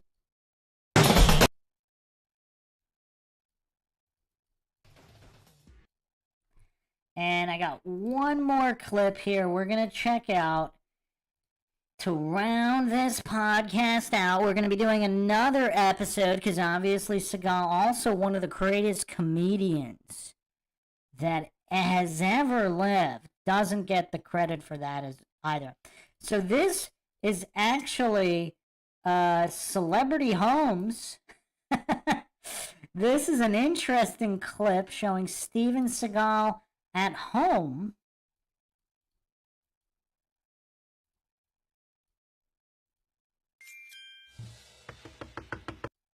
What a nice house. Hello, my darling. Hi, Welcome to Steven. How Arizona. are you? Nice to see you again. So good to see you. I How have haven't you seen been? you in a long time. Come on in. I can't wait to see your home. He hasn't seen her in a long time, so is he also like really hooked up at HDTV or all of these home channels? Oh my gosh, Steven, this is beautiful. My kind of home. An impressive entrance. Look at those Come and columns. stay with us That's a nice house. anytime you want. Well, I will take you up on that invitation. This is a old Chinese water vase from the temple. Isn't it good luck to have water at your entrance? It's great feng shui. I mean, he's also a feng shui master? I mean, can you, Steven Seagal, interior decorator. I mean, is there anything this guy can't do? He's a master of all trades, jack of none. Wait a minute, though. I see some swimming in here. You have koi at your we have entrance? some koi in there, yeah. That's kind of fun. I love this place because I feel like I'm out in the middle of the Sonoran Desert. And that's the way I think the architect had drawn it, using all the natural elements that are indigenous to here. We're all Arizona rocks. Wow. The whole house is made out of these. I like the open Interesting. staircase. It makes the house very open. Yeah. You got a lot of glass everywhere. Do you like seeing a view? And Well, that's an what this open house ceiling? was designed for, I think, was for the view. Yeah. You know? Wow, that's a nice view. These are gorgeous. Thank you so much. And of course, Seagal's just collection of art and, I mean, it's just absolutely incredible how this guy's just mastered everything.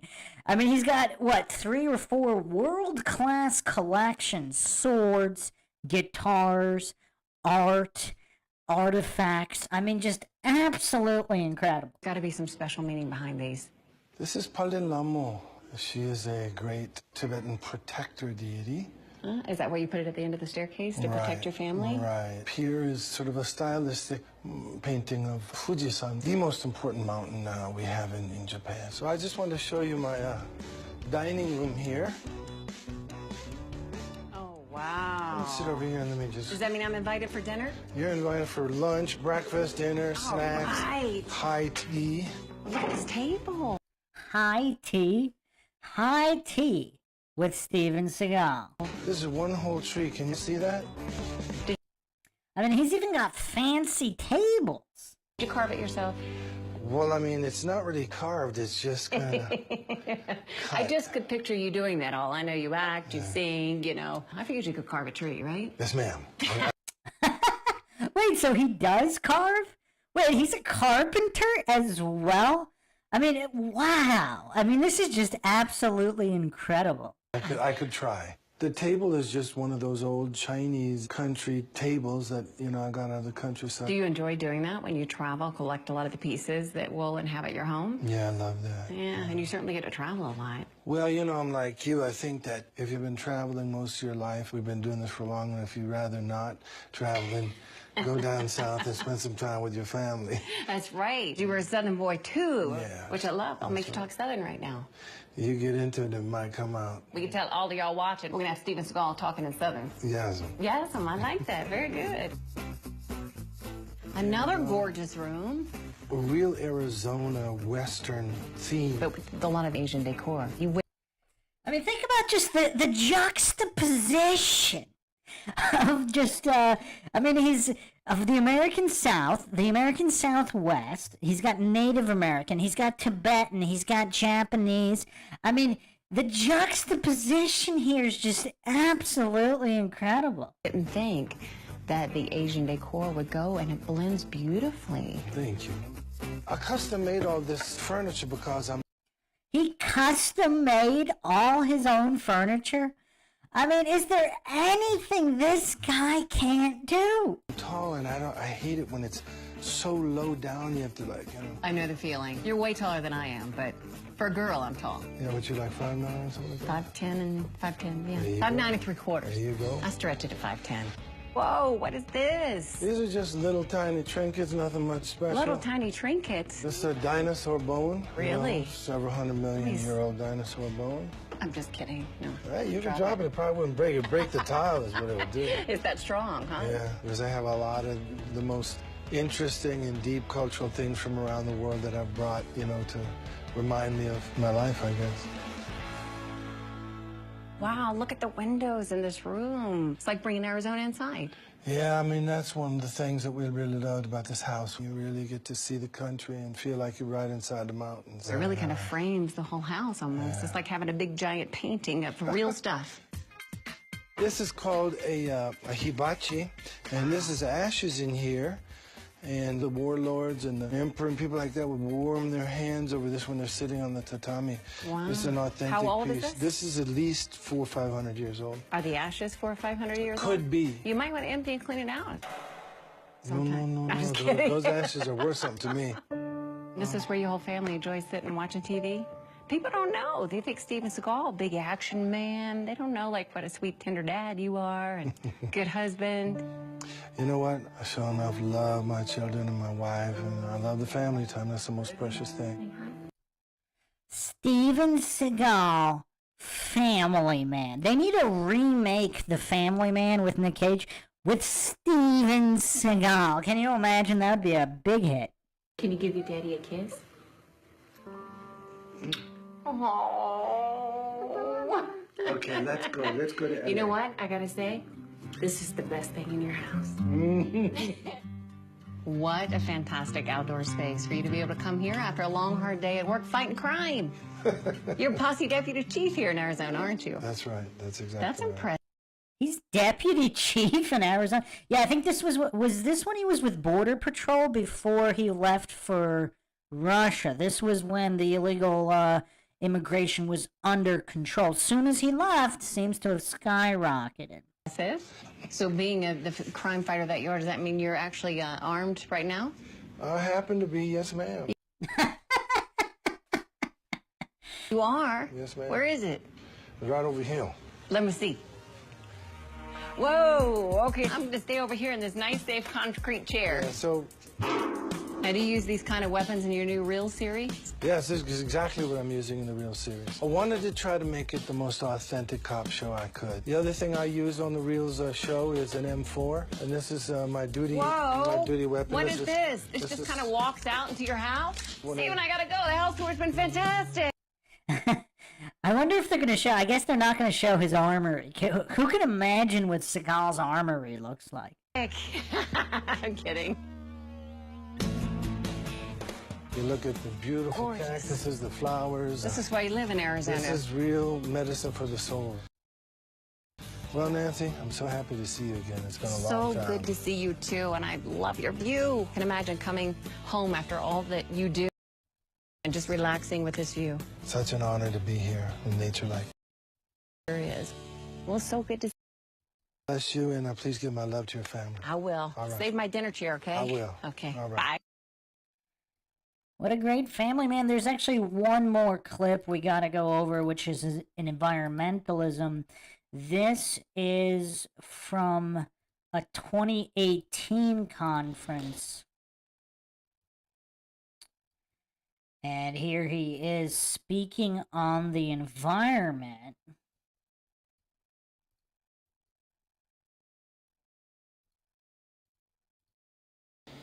The reason why I'm here is because I believe that there are well over 1 billion automobiles in the world, and they're saying 1 out of 10 people have automobiles. I think it's more.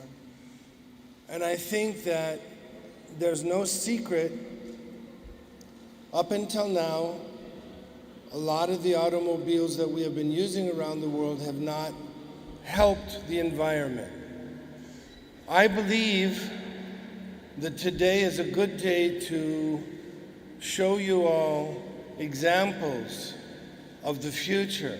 And I believe that the future can hold for us, mankind, vehicles that can make the world a better place, that can change the world, that can, in effect, make the environment better.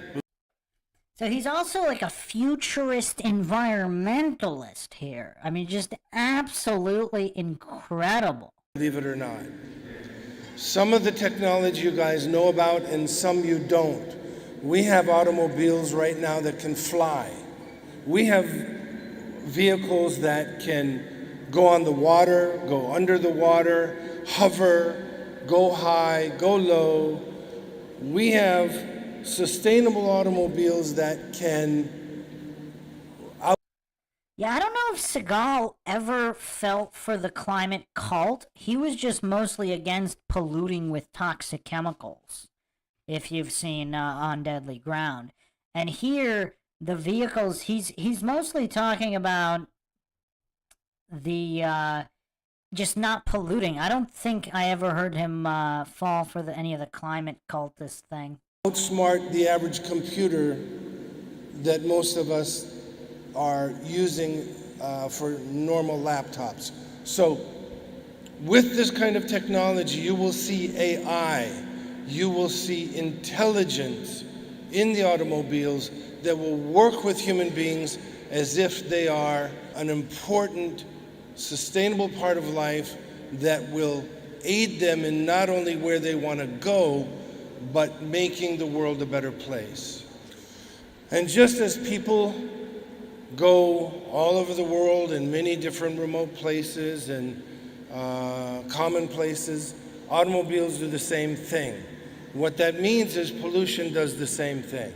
I am going to predict to you now that in the not too far away future, you will see automobiles that have the capability of AI, that have the ability of detecting pollutants and problems, that will also even have the ability to neutralize certain toxins and pollutants in the air.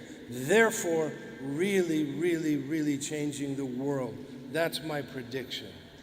And finally, as people, all the people here who are representing all the people in the world, in a way, to keep in mind that what you guys aspire to become, what you guys want in terms of automobiles, tell your car manufacturers, tell your representatives, tell the world what you're looking for, and make sure you tell them that you're looking for something that is not just comfortable and stylish, but something that's going to help the world. Thank you. I mean, absolutely incredible. I mean, is there any more of a virtuoso in so many different fields than Steven Seagal? In the next episode, we will be going over his comedic genius. Is he also the greatest comedian of all time? That's in the next part. In this comprehensive, the most comprehensive Steven Seagal series ever produced here on MindShock. with logic and reason at the forefront, bringing so many receipts that we've pretty much drowned all the Seagal haters in them. Hope everybody enjoyed another edition of the Mind Shock podcast. If you want to help support the podcast, you can donate to our PayPal. Just check the link in the description. You can also become a YouTube member right here on YouTube. Help support the channel that way. Make sure to subscribe, like, and share Twitter, Facebook, Reddit, Patreon. This is Bruce McGuire signing off. Catch you guys next time.